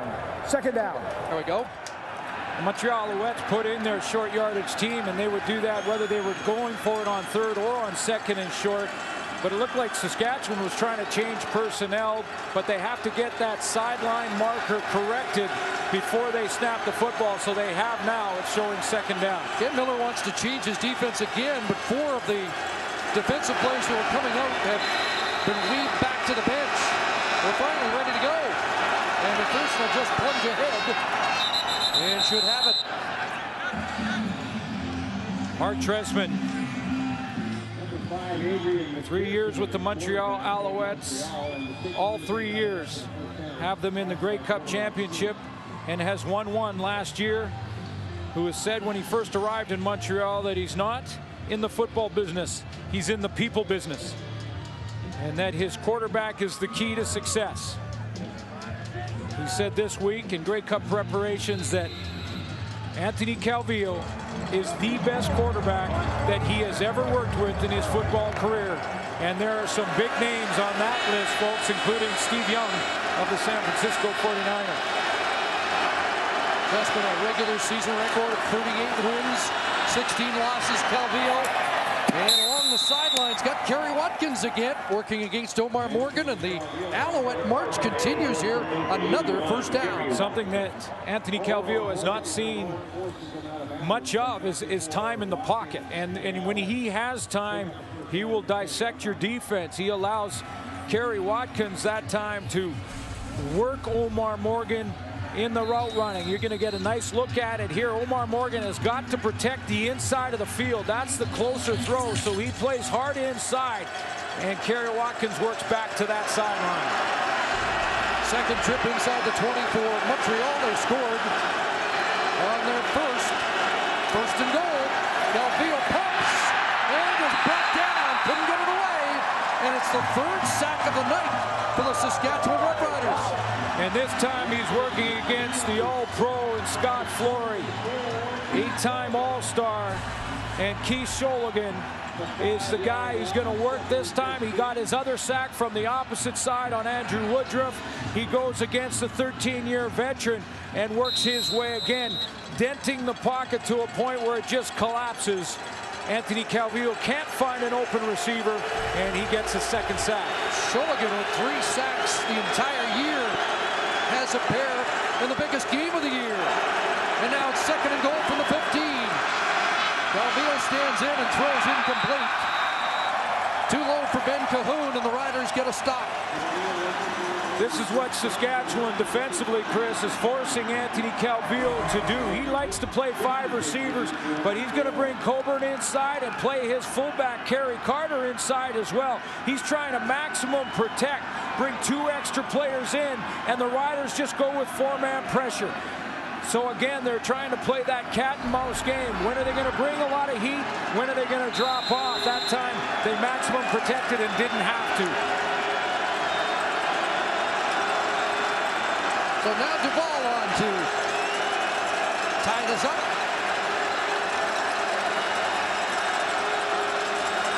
And from 22 yards away, he's got the equalizer.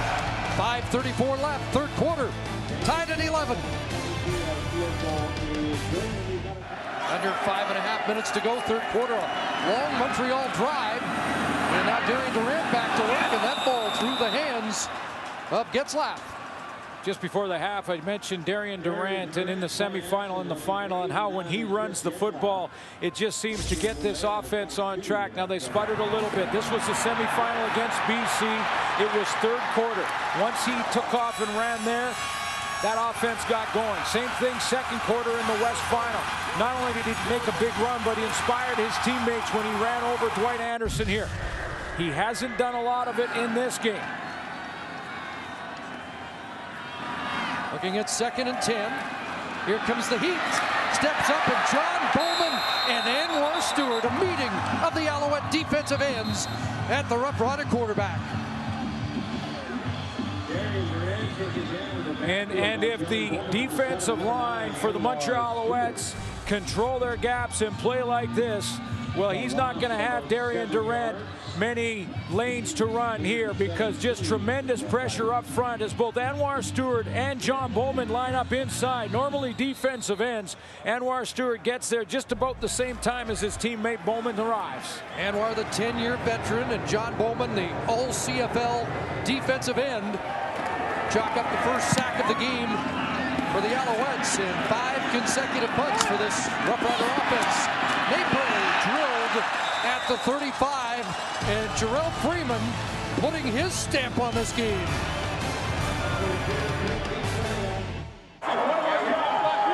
Back in Edmonton and back to the Montreal sideline, Sarah Orleski.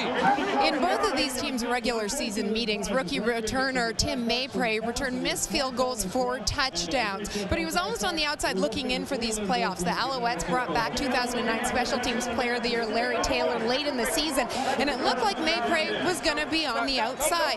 But in a surprise move, the Alouettes released Taylor just before the East Final. Now, Mark Trestman had told me that it was nothing against Maypray, but when you have a chance to bring back Taylor, you want to. But Maypray impressed them a great deal with the way he handled adversity, and they know he has the potential to break it open at any time. There's S.J. Green reversing field again, and over the middle, down at the 45-yard line, has 7. That decision illustrates why Mark Trestman is one of the best coaches in Canadian football, if not the best, because you are tempted. Larry Taylor was the Special Teams Player of the Year last year, and you're tempted to go ahead and take that big name. But he decided that Maypray was with them in camp. He went through the ups and downs. He kept him on the team because he said, I'm going with the guys that have been there the entire time. 2nd and 3, Coburn straight ahead, and he's going to be close. And that's a huge decision, because then it becomes an entire team that comes together. How many times have you heard coaches say that it's not necessarily the biggest name players, but the players with the biggest hearts and the players that come together that make the difference in championship games? That decision was a tough one for Mark Trestman, but the right one. May have a decision upcoming as the sticks come out. And is it going to be third? It'll be third down, about a half yard. And Chris, Larry Taylor may go on and continue to play well in another team in either league, but a great decision by Trestman. He's got a tough decision to make here, although inside a yard, pretty much automatic when you're giving a yard off the line of scrimmage. Adrian McPherson checks back in, as he usually does in these short yardage situations. And now the big boys will hunker down.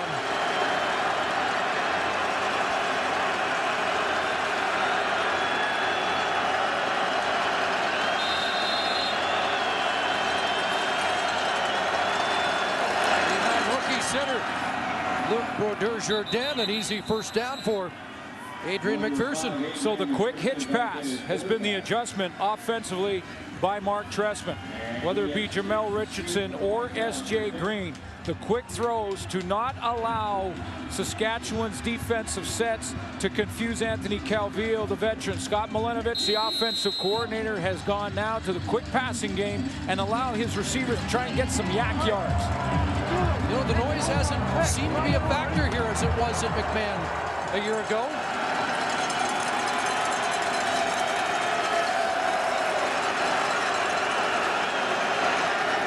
First and 10. And there's Watkins on the end around, and he's across midfield. About 5 for Kerry Watkins. The Alouettes are also attacking the perimeter, whether it be with those quick hitch screens, and you've seen S.J. Green and Richardson reverse their field, come all the way back to the outside as the Saskatchewan Roughriders continue to try and just clog up the middle and send tons of pressure, putting pressure on the offensive line. They're trying to get the ball out quickly and get it outside that pressure.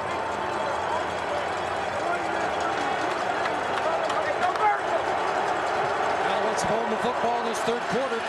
Previous possession was an 83-yard drive that took 6:51 off the clock, trying to keep it going here again. And it's another completion and another first down. S.J. Green's become the favorite receiver. That's 8 catches for number 19. You know, in the 2 games against Saskatchewan, he made that big catch we showed you in the first half, but didn't have a real big game in the first one, just 5 catches. He's the outside receiver here, and what's interesting is Montreal's moving him around. They've almost made him the primary target.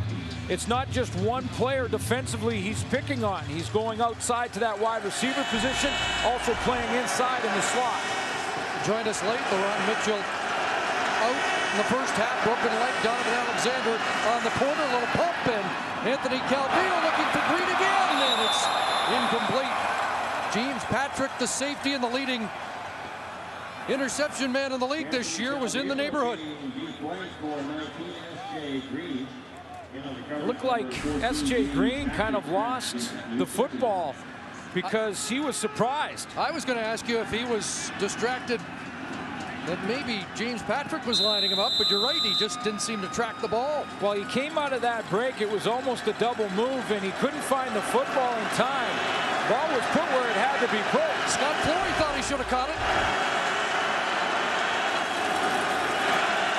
Second and 10. Here they come. Yes, they are.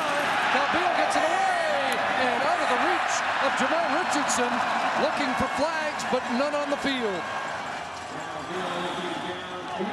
The right call made by the Alouettes against this defense. The Riders line them all up on the line of scrimmage, and they're blitzing. No one in the middle because one of the blitzers is James Patrick. Now, Jamel Richardson wanted the pass interference or at least illegal contact if the ball wasn't in the air. But there, as you can see, that front line for Saskatchewan, they're up there and they're coming. One is James Patrick up in there in the line. No safety. The right call made, but Anthony Calvillo couldn't get it there. Again, neither coach wanting to try a long field goal. Duval will look for the corner again, and that one angling out, and let's see where they mark that. Somewhere around the 15, and right about there is where the Roughriders will take over.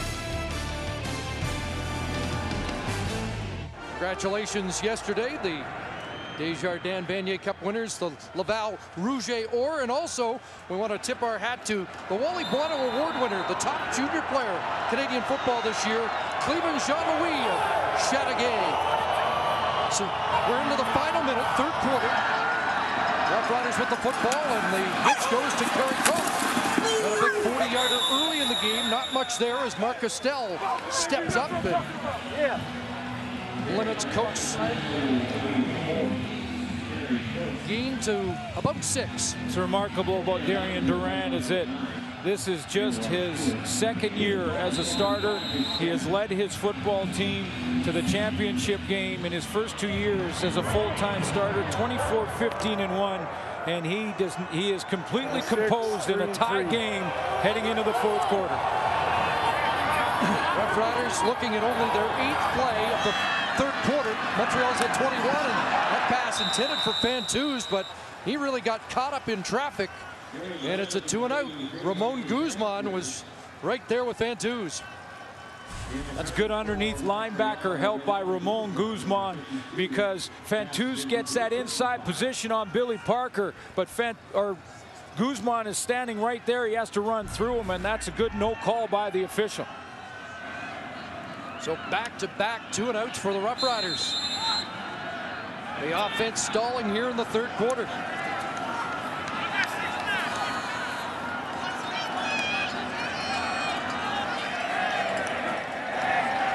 And Montreal anticipating good field position. Johnson's kick arrives at the 43. And here's Maypray on the return, and big hit by Neil Hughes, who's had a couple special teams tackles in the game, but this one at midfield gives Montreal great field position. Well, he had 4 special teams tackles in the final versus the Calgary Stampeders. Regina product covering down on those teams a chance to play in the Grey Cup Championship, and he's contributing on the team. That's a big hit.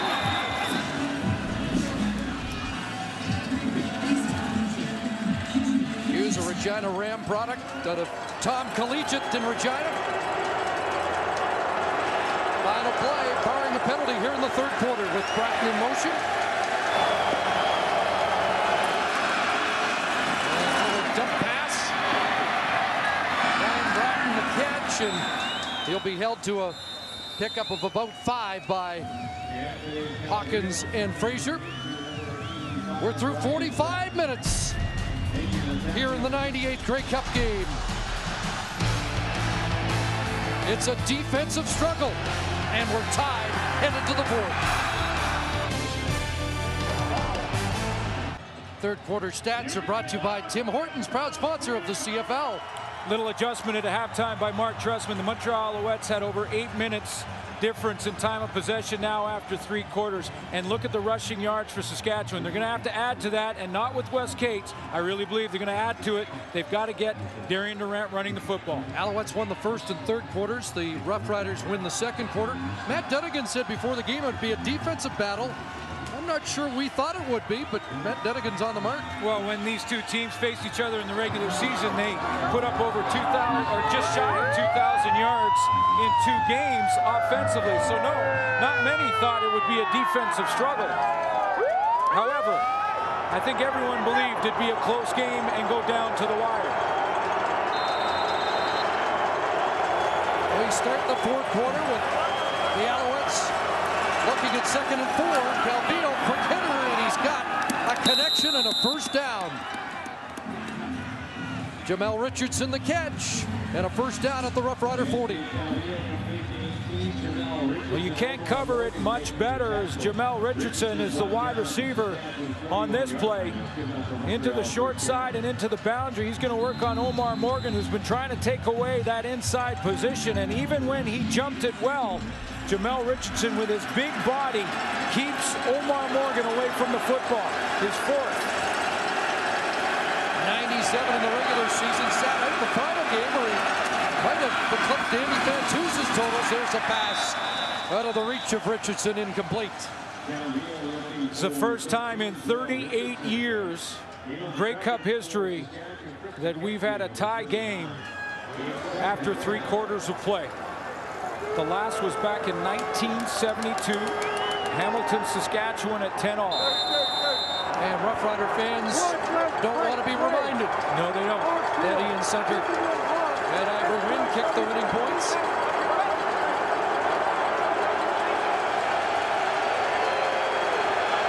The partisan crowd trying to affect the play as Calvillo goes to work on 2nd and 10. And he's got Coburn out of the backfield, but Mike McCullough stayed with him and drops him short.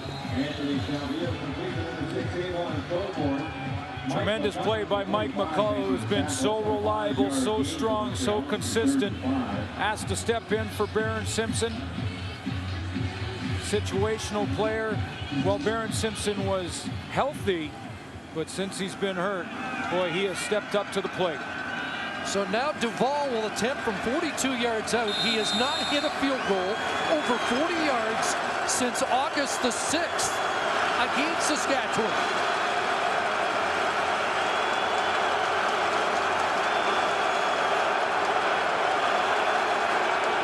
Alouettes look for the lead, and David Duval's got it. No question about that. Duval gives Montreal a 3-point lead. Back in Edmonton, early 4th quarter, Saskatchewan opts to take the football at their 35-yard line. Back-to-back 2-and-outs for Darian Durant. It was only 2 for 5 for 21 yards in the 2nd half. Gives it to Cates, left side, and Cates has something. Up to midfield and into Montreal territory. Wes Cates has given the Rough Riders some positive rushing yards in this game. Anwar Stewart, the veteran in his 7th Grey Cup, is going to line up inside, and he's going to just get inside that tight end. I believe it's Chris Zarka, and when he tries to battle back to get back out to contain, he's chipped there and then handled by Joe Bell. That allows Wes Cates to bounce, and now he's in the secondary. 21 for Cates, 80 in the game. He's not had a 100-yard rushing game since the 3rd week of the season. They'll give it to him again, and this time it's shut down immediately. Diamond Ferry was there, and a little support from Ramon Guzman. Diamond Ferry getting a chance to play, was very vocal before the Eastern Final against Toronto Argonauts. Apologized to his head coach for stirring things up in the media. Was very quiet, and that's a big play on 1st down. Very quiet going into this Grey Cup, I should say. Not all the Alouettes were. No. 2nd and 9. Durant over the middle, and that was nearly intercepted. In and out of the hands of Guzman, who had 1 in the regular season, and he returned it for a touchdown against Calgary. Oh, Ramon Guzman disguises this very nicely. He's up in the line of scrimmage now. That would indicate that he's going to blitz, but watch him drop out of there and be right in the throwing lane. Darian Durant does not recognize him. He takes that half step and he goes right through his hands.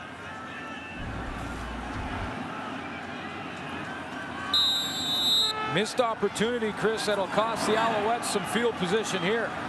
7th consecutive Rider possession that ends with a punt.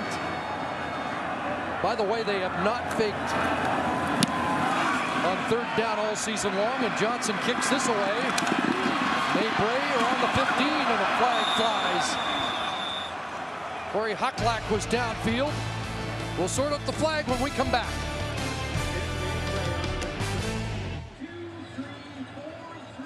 Anticipation building. Let's check in on the sidelines. First, Sarah Orleski. Well, you've certainly seen more energy around these Alouettes in the last few series. They've been walking around with the number 4. I asked one of them what that meant, and they said it's just a reminder, it's the 4th quarter, that this is it, and that's been their playoff mantra all season long. With more, let's go to Farhan.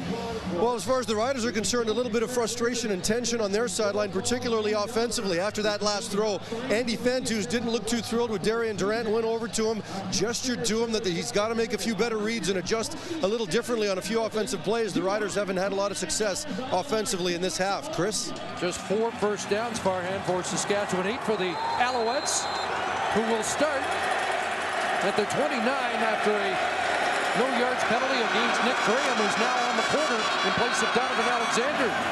And Avon Coburn across the 35-yard line. Last year when the Alouettes won the championship, Mark Trestman's mantra that year was everything matters. This year, as Sarah mentions, it's this is it, meaning that the moment that you're in is all that matters. Don't let your mind wander. Continue to keep focused. He said they learned that lesson on Canada Day against the Saskatchewan Roughriders because they didn't close it out. They didn't finish. The question is, can they close it out here? He doesn't like to say repeat, but no CFL team has won back-to-back Grey Cup titles since the Doug Flutie-led Argonauts in '96 and '97 here at Commonwealth. You certainly have the guy pulling the trigger to pull it off. 2nd and 4. Short drop, Calvillo looks for Richardson, and he's got it.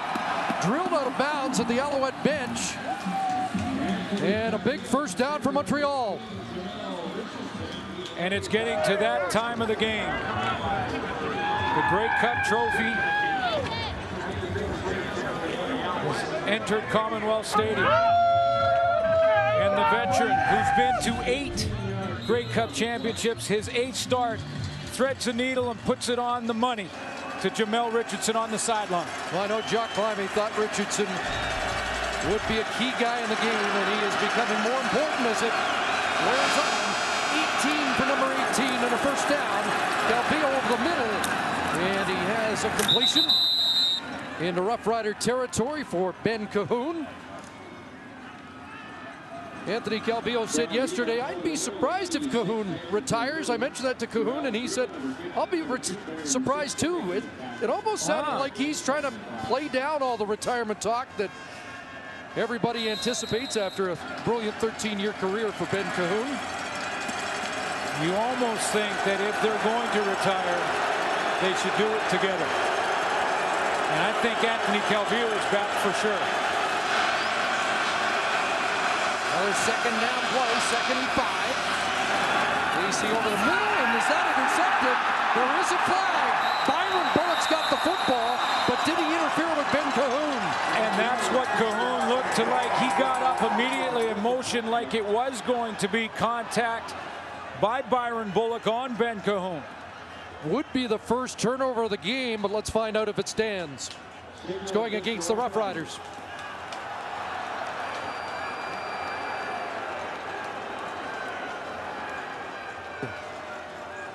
And that's exactly what the call will be. It'll be against Byron Bullock. And he was working one-on-one on Ben Cahoon.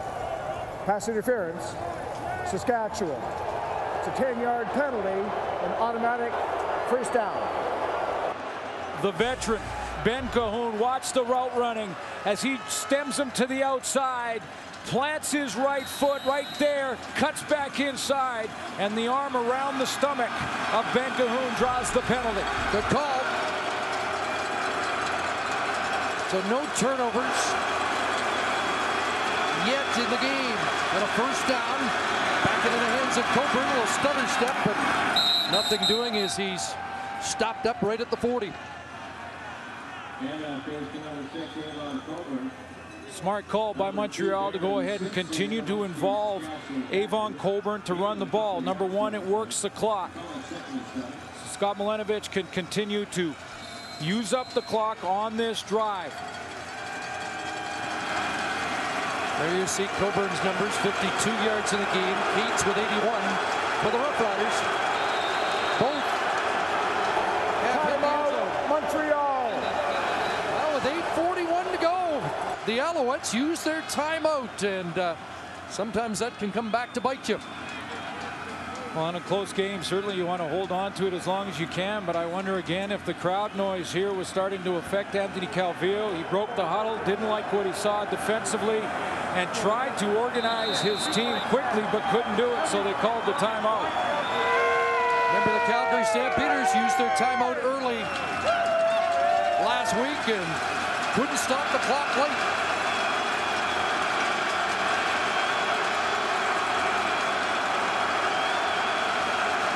It gets amped up here. 2nd and 7.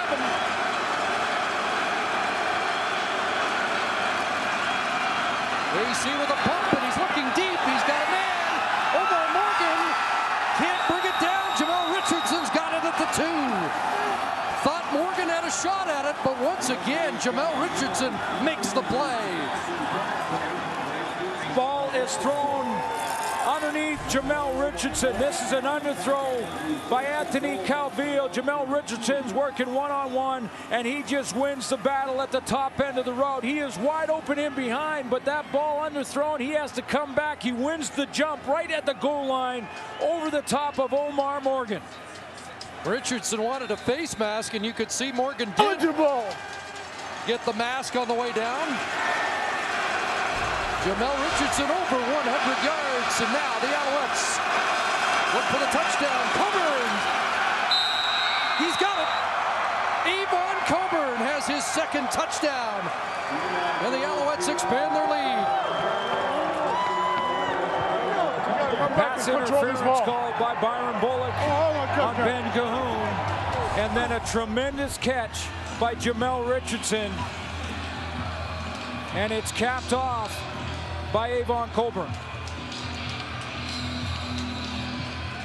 Star players coming up big in the most important moments of football games, but there's lots of time left. An 81-yard touchdown drive for the Owls. And Coburn with the touchdown on the 7th play as Duval steps into the extra point.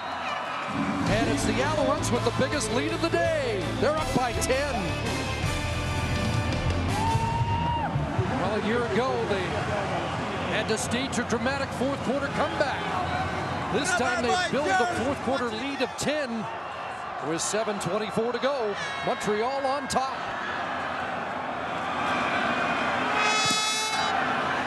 Duval with a line drive, and it's going to bounce out and give the Roughriders good field position at the 45 on the illegal kickoff. Yeah, big mistake by Damon Duval, because that's real good field position.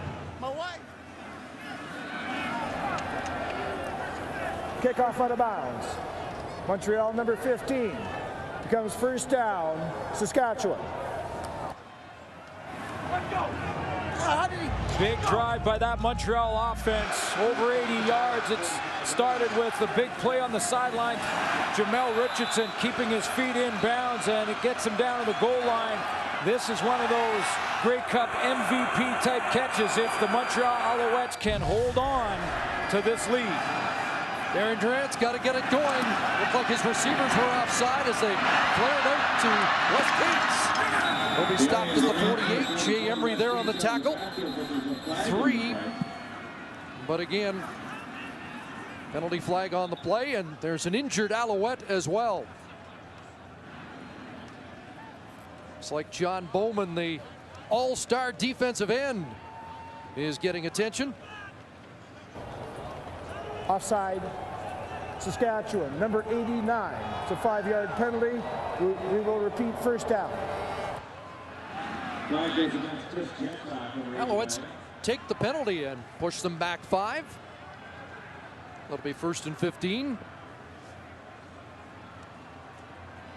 John Bowman got caught into the mix there at the defensive line, and coming off the right edge here, and I believe it was his own player that rolled into him. He's working on Dan Goodspeed, makes an inside move. You can see the collision. Looked like Eric Wilson fell down on the back of his legs.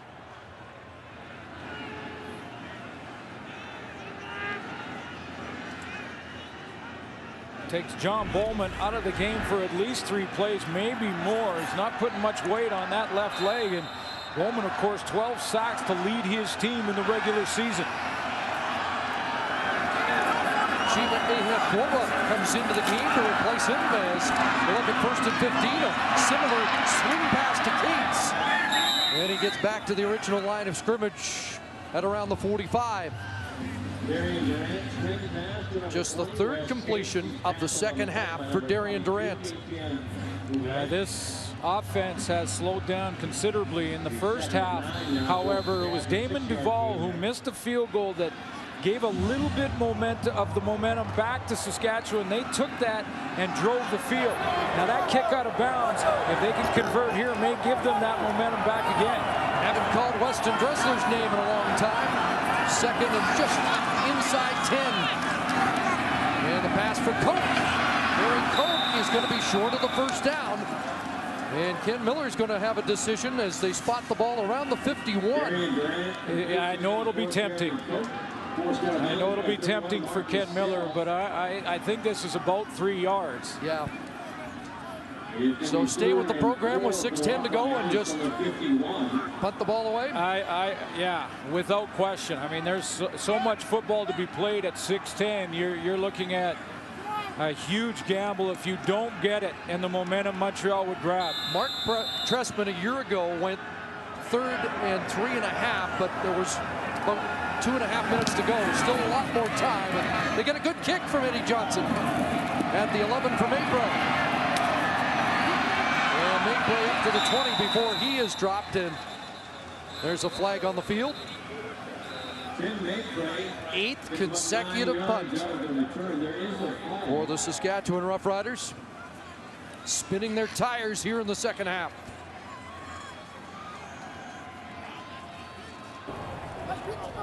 On the run back, holding. Montreal number 69. It's a 10-yard penalty, becomes 1st down.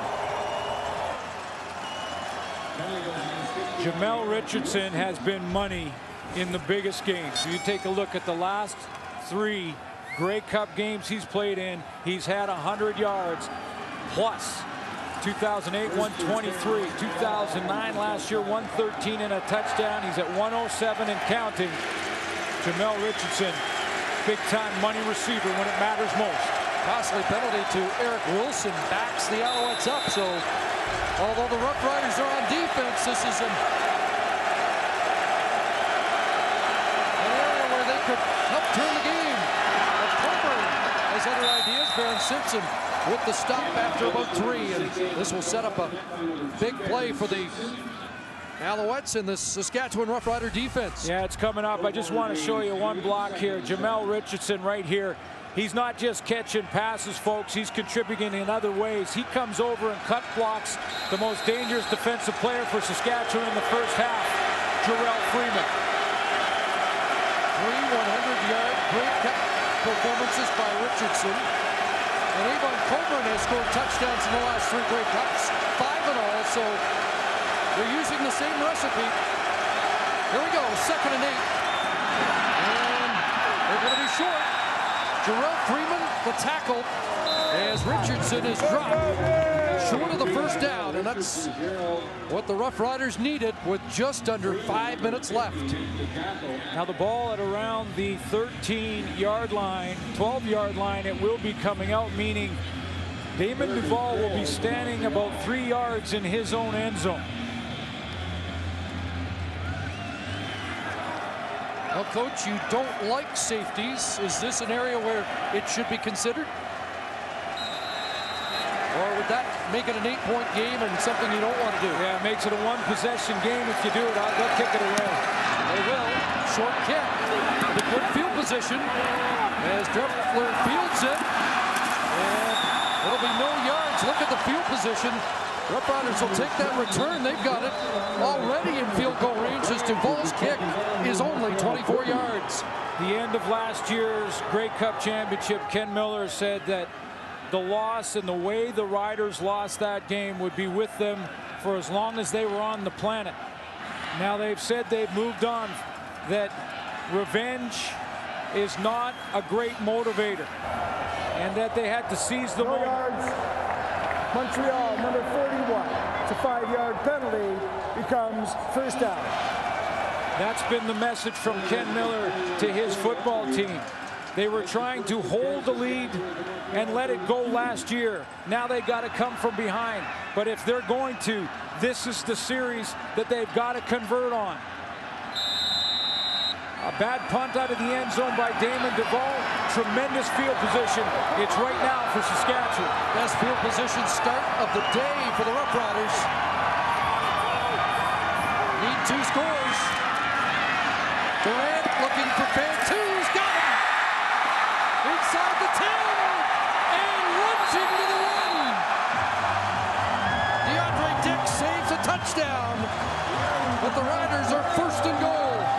Chris, it's what Andy Fantus does at the end of the route. At the top of the corner here, he's going one-on-one on Chip Cox. Good route to get to that outside. Watch him take a step back to the football and separate himself from the defender. And then it's all just second effort to pick up extra yards after the fact. But that little step back towards the line of scrimmage gained the separation necessary. 31 on the play, and it's now first and goal with Sarka and Cates in behind Darian Durant. Big to Cates, he's going to throw wide open. Touchdown, Mark Parento!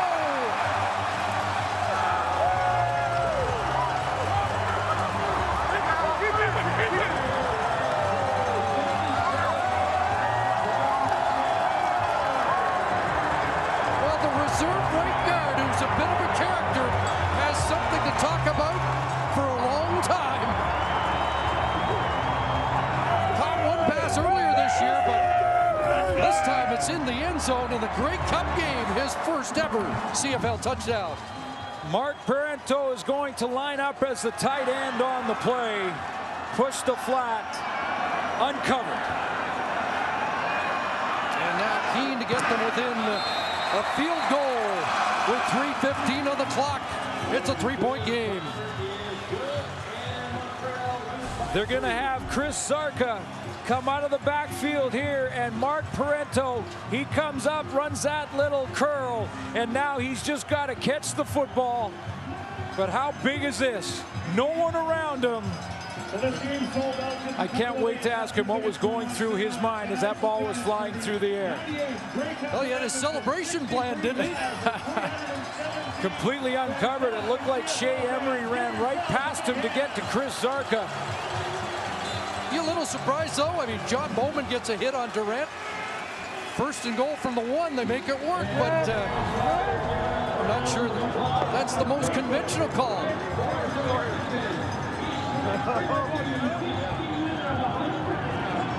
And we revert back to the dilemma Mark Trestman had. Do you concede the safety? He didn't. Saskatchewan got instant field position and ended up with 7. You concede the safety, you make it a 1-possession game. It's now an 8-point game. A touchdown and a 2-point convert ties it. However, you get the field position advantage. Maypray on the return. And across the 35 before he gets stacked up and finally goes down. Corey Hucklack.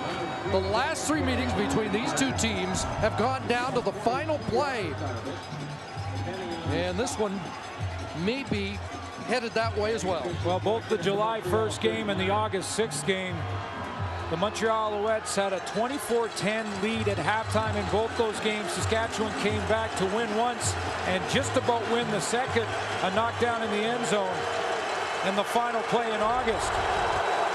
Now it's Montreal trying to hold on to a lead in Saskatchewan, trying to come back.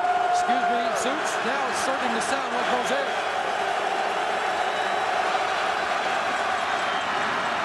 Calvillo steps up, but Kerry Carter, the relief man, wide open. And Carter down the sidelines. And he's finally bumped out at the Roughrider 36. The fullback with a huge play, 34 yards for the Owls. Mark Trestman trying to become the first coach since back with the Argos in 96-97 to win back-to-back championships. Ken Miller trying to make a lot of bad memories go away from 2009. And another frantic fourth quarter. Big play for Kerry Carter. And a huge response by the Alouettes after that touchdown by the Roughriders. Sherbrooke native Mark Paronto has made it a 3-point game, but Anthony Calvillo trying to change that. Gives it to Coburn, and flags fly as Shamari Williams, the #1 pick in the 2010 draft, made the tackle, and the flag is going against Montreal. It looked like Tad Cornegay was blocked from behind. I didn't get the number, but I think it was a receiver from the outside in coming in on the linebacker. And it's going to push Montreal back. Holding. Montreal number 54. The 10-yard penalty. Repeat first down. That's Jeff Parrott. Well, I'm going to show you Jeff Parrott on this play, and I'll also circle Tad Cornegay for you. There's Parrott there. There's Cornegay. Now watch both of them. You're going to see Cornegay take a clip from behind as this continues out. Jeff Parrott gets his hands up in the face, too, of Luke Mullender.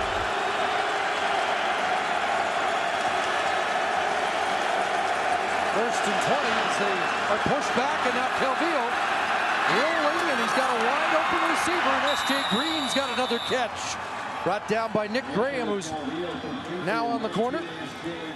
Love the call for the Alouettes for Anthony Calvillo here to go in the pocket and then sprint out. It was a 1,000 count, then he bounces it and he catches James Patrick blitzing inside, gets outside to buy himself some time so that S.J. Green can work his man in Lance Frazier, sit down when he sees zone, and that gives them a chance on second down.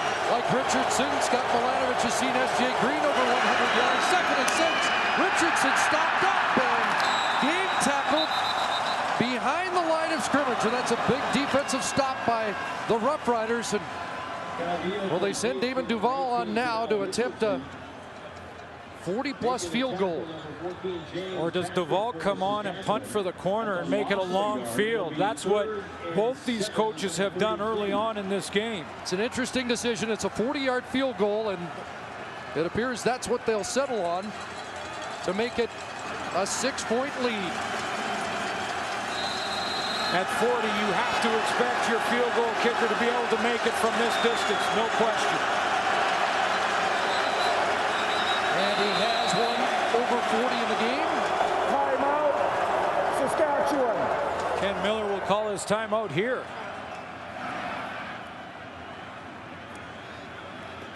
Surprised he did that, considering that some time had already ticked off the clock. I am a little as well, Chris, because either way, whether or not this is made or not, he's got to get that drive. He's got to drive the field, and he may need that timeout to try and stop the clock, depending on whether he's fighting for a field goal or a major.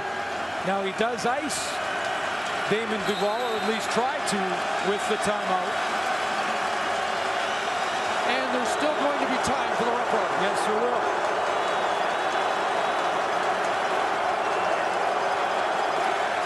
Duval trying to double the Alouette lead. And he has missed his second. And Dressler's going to bring it out. Weston Dressler up across the 15, so the Roughriders still only need 3 to tie.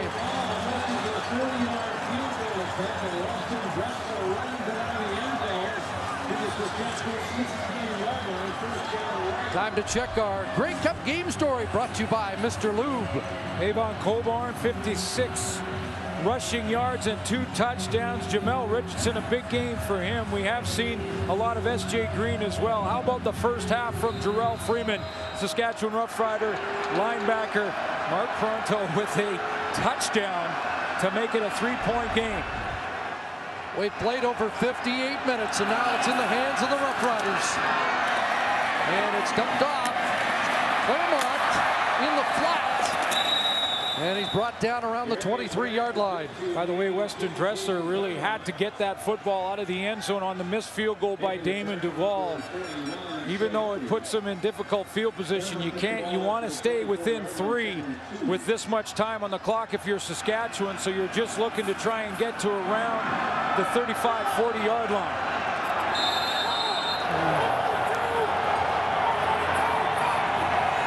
Second and 2, and Wes Cates got the first down straight ahead to the 30. It'll be interesting to see how Saskatchewan works the clock here because of their kicking situation, with Warren Keane being responsible for the shorter kicks and Andy Johnson if they need a longer one. Ken Miller has said that they'll go back. If it's over 40, they're going to have to go with Eddie Johnson. If it's inside of that, Warren Keane will be the guy. But you mentioned it's been a little erratic in the playoffs.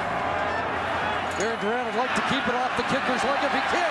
Flags are everywhere as Durant takes off and is brought down by Shea Emery. Would have a first down. Let's find out what the markers are all about. And John Bowman, who's returned to this game, has indicated that this is coming back and it'll be against Saskatchewan. And if you're wondering what happened when the flag is thrown around the line of scrimmage, offside. Saskatchewan, number 83. 5-yard penalty, repeat first down. Look at the defensive linemen and they will tell you. Andy Fantus gets a bit of a jump in his motion. A couple times in the game the receivers have been offside.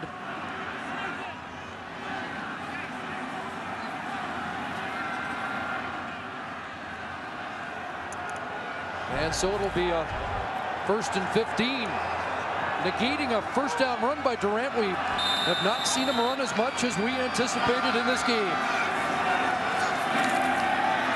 Sets up and he's going to be dropped. Darren Durant trying to muscle his way and he got away. And throws it up for grabs. Shouldn't have. Alouettes have got it. An interception. DeAndre Dix comes up with a football as Darren Durant wrestled his way out of the grasp of a defender and then gave it away.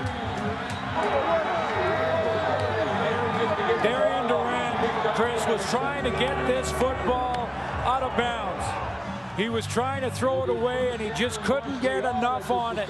A tremendous effort to try and escape, and he does, because it looked like he was sacked for a big loss right here.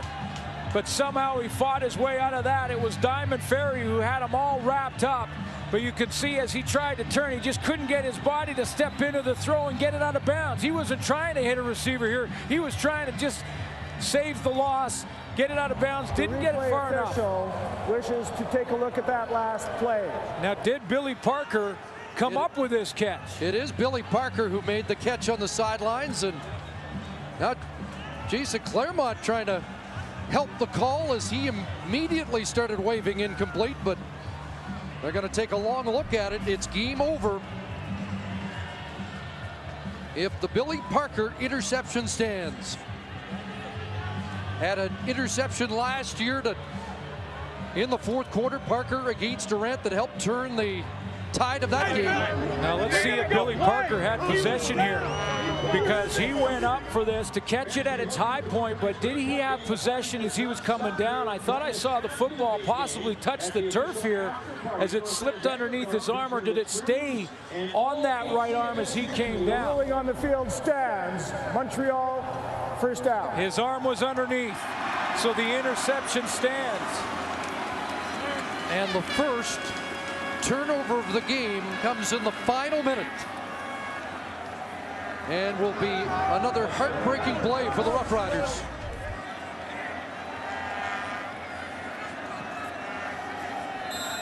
And he is clearly inbounds.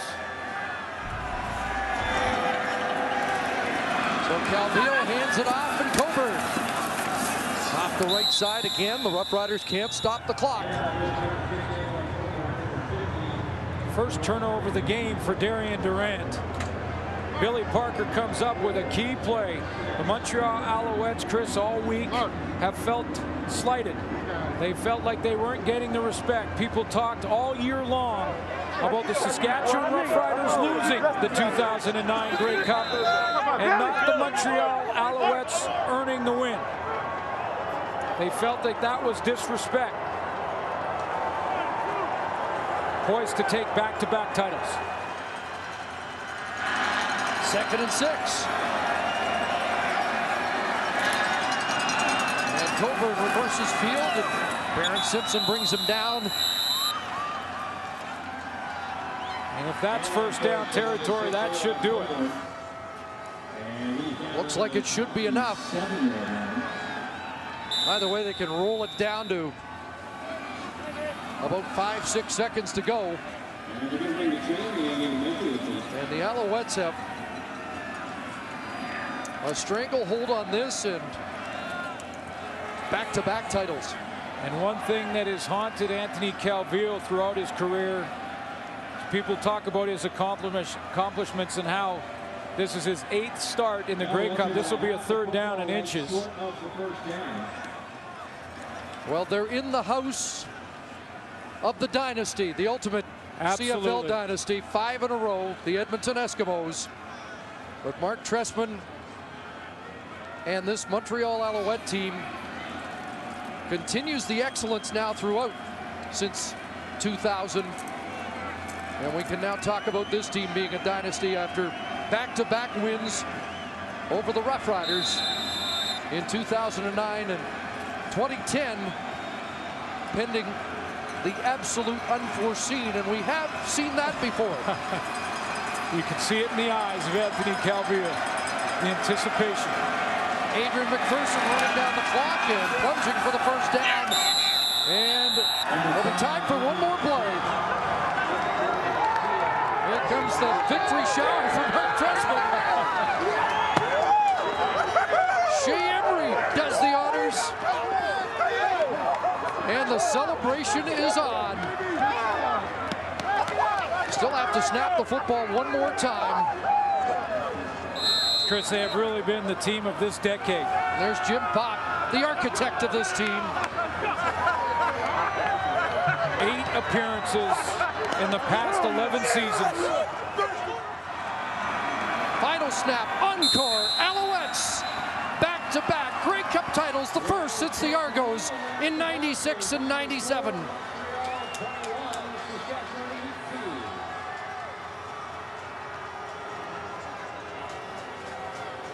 And back-to-back in Alberta. They won in McMahon, they win at Commonwealth, and they do it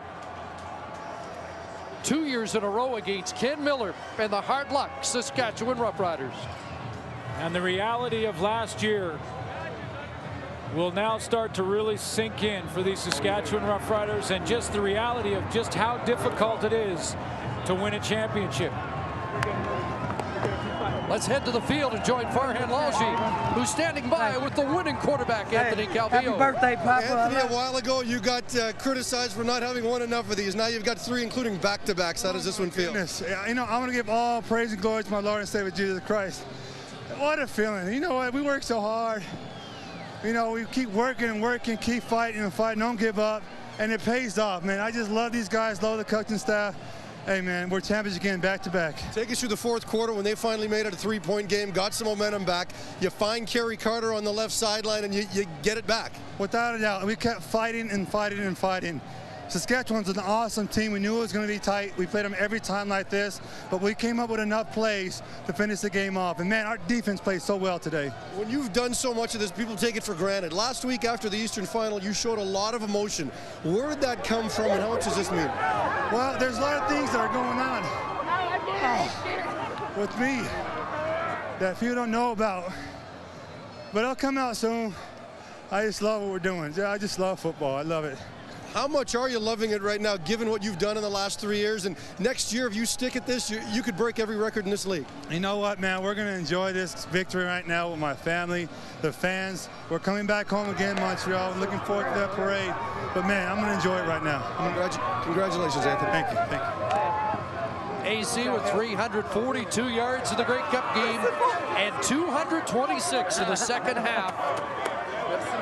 Alouettes trailed at the half, but really took charge of this game with the 3rd quarter performance and a long touchdown drive in the 3rd quarter. And Darian Durant's going to mull over that play with about a minute to go for a long, long time. But it didn't come down to that play, Chris, and these Montreal Alouettes have earned this back-to-back championship title. When you think about a third quarter where that defense stepped up. They said it couldn't be done. They said we wouldn't repeat. We believed in ourselves and we came again and to the West against a tough opponent, and we did it. Let's join Sarah Orleski, who's with Ben Cahoon. We still got some celebrations going on down here right now.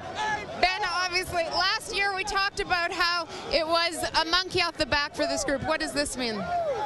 You know, it's just kind of what we expected. We knew it was going to be a battle. It was kind of a seesaw game, all back and forth, and you know, we had a lot of heart and determination. Came out and played a lot better the second half. Is this team a dynasty in your mind? No, I think we have unfinished business. I think, you know, we beat a good team today, but we didn't play good Alouette football. And you know what, we can improve on this. It wasn't what we've gotten used to seeing from the Alouettes. What was the biggest challenge for this offense? Well, we just struggle at times, you know, completing passes or moving the ball, and our kicking game struggled, so it shouldn't have been close. There's been a lot of speculation about whether or not this is going to be your last season. Have you given any thought to it? Yeah, I've given a lot of thought to it, but we're going to do what we've done for the last 5 years. I've had the last games about 5 times now, so this is no different. We'll decide in the offseason sometime. Thank you, congratulations. Thanks, Sarah. That's how we do it. There. Nice job.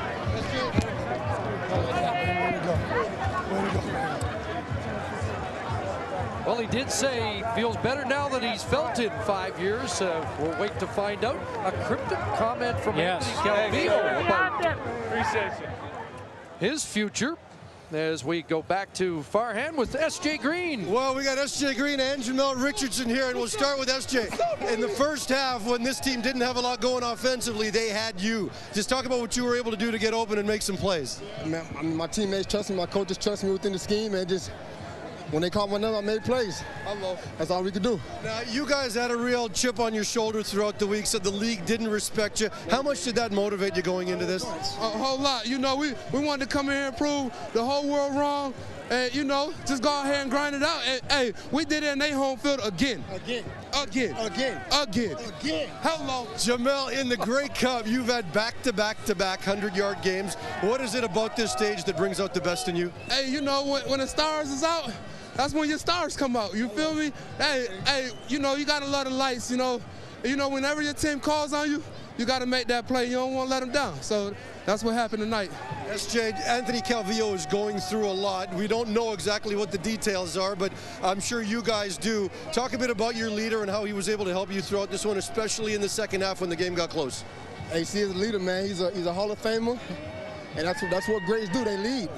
And he came in halftime and told us, hey, man, we've been down worse than this before, and knew we had to come out and put on our best show, and that's what.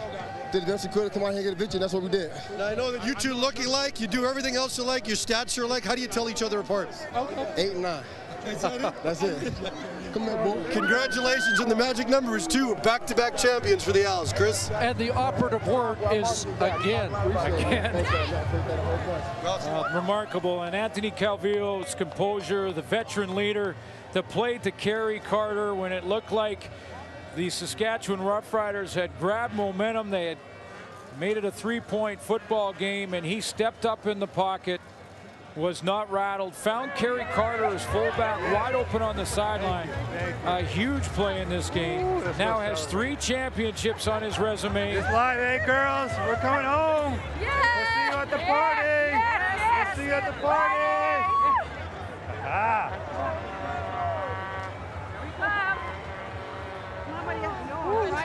I'm cold now. I'm cold now. So the celebration continues at midfield, just awaiting the official presentation of the Grey Cup to the 2010 champions.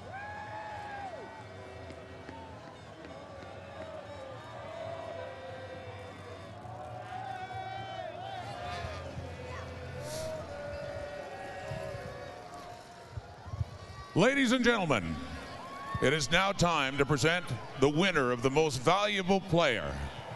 Please welcome the Commissioner of the Canadian Football League, Mark Cohon, who will do the honors.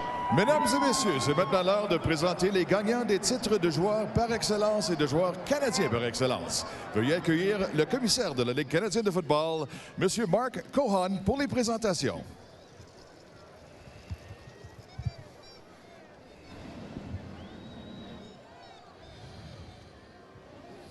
Well done. The winner of the most valuable player of the 98th Grey Cup, from the Montreal Alouettes, receiver Jamel Richardson. Le gagnant du joueur par excellence du 98e match de la Coupe Grey, Jamel Richardson des Alouettes de Montréal.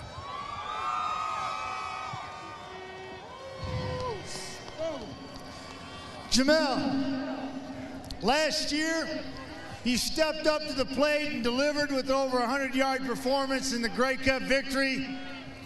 This year, you stepped up and did it again. What is it about these big games where you seem to rise to the top and make plays? I mean, I love the attention. You know, when the lights come on, that's when your stars come out. And my teammates believe in me, and they can't call my number. I just ain't want to let them down. Hey, God bless, man. I'm blessed right now. Hey, shout out to 315, my girlfriend, Latoria, I love you. My baby. Oh man, bless.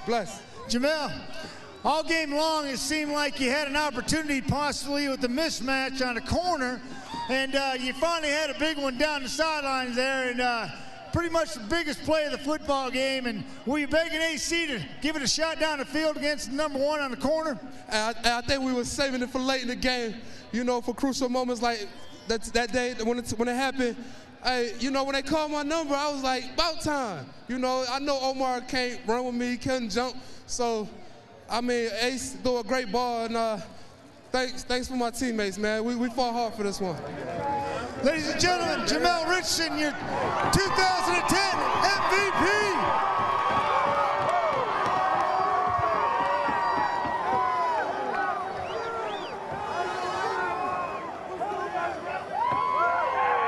And now, ladies and gentlemen, joining Commissioner Cohon on stage to present the Grey Cup trophy, please join me in welcoming His Excellency, the Right Honorable David Johnston, Governor-General of Canada.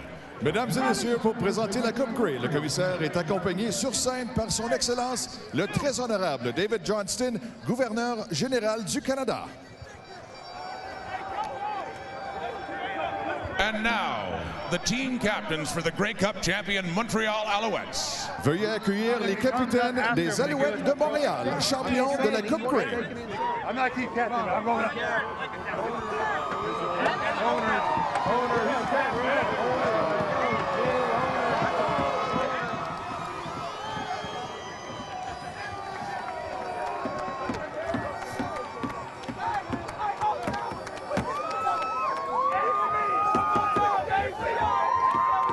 And now, ladies and gentlemen, please welcome the Grey Cup.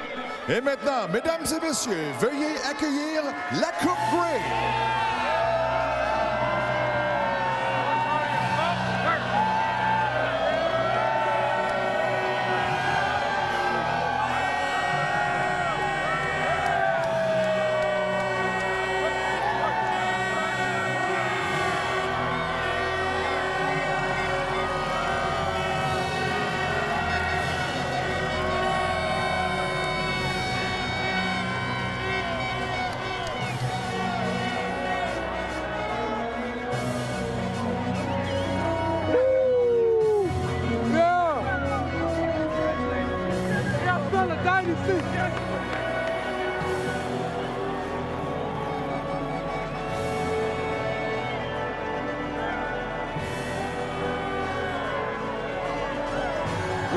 We bring the Wolves here. We go on the road, we travel, we fought hard. Shout out to my teammates, I love them all. We're blessed, baby.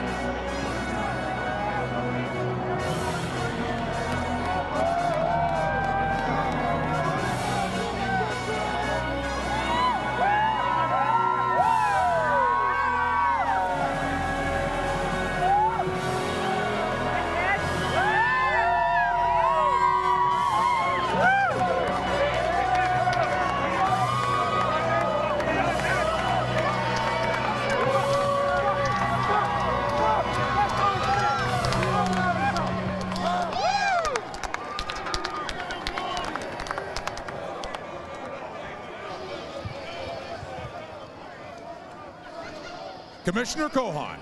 Merci. Back-to-back Grey Cups. Unbelievable. Unbelievable.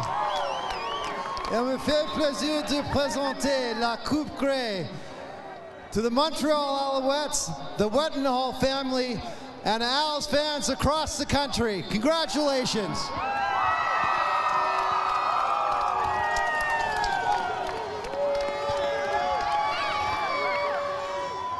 Thanks, Rod.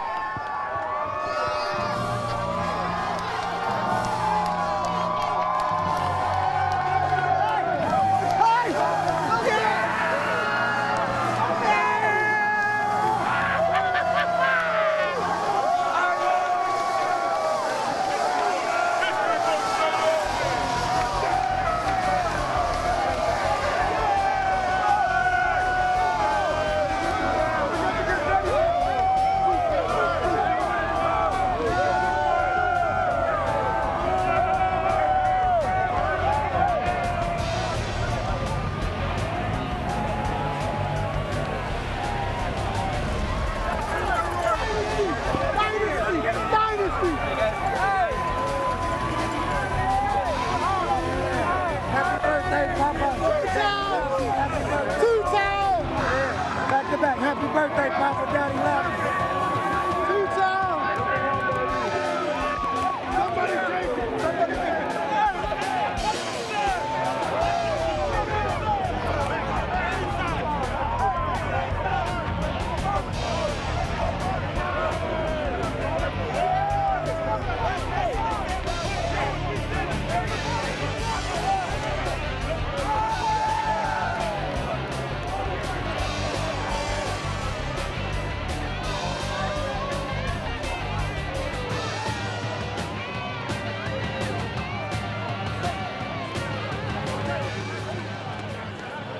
There's veteran Anwar Stewart holding the cup aloft, a team that came here with a chip on their shoulder looking for respect. Clearly will get that. One of the great teams in CFL history, back-to-back titles. First time we've seen that since the mid-90s.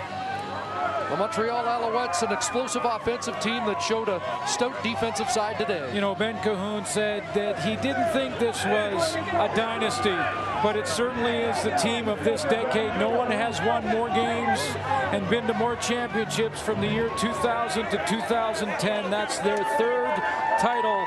The Montreal Alouettes have been the best team in this decade.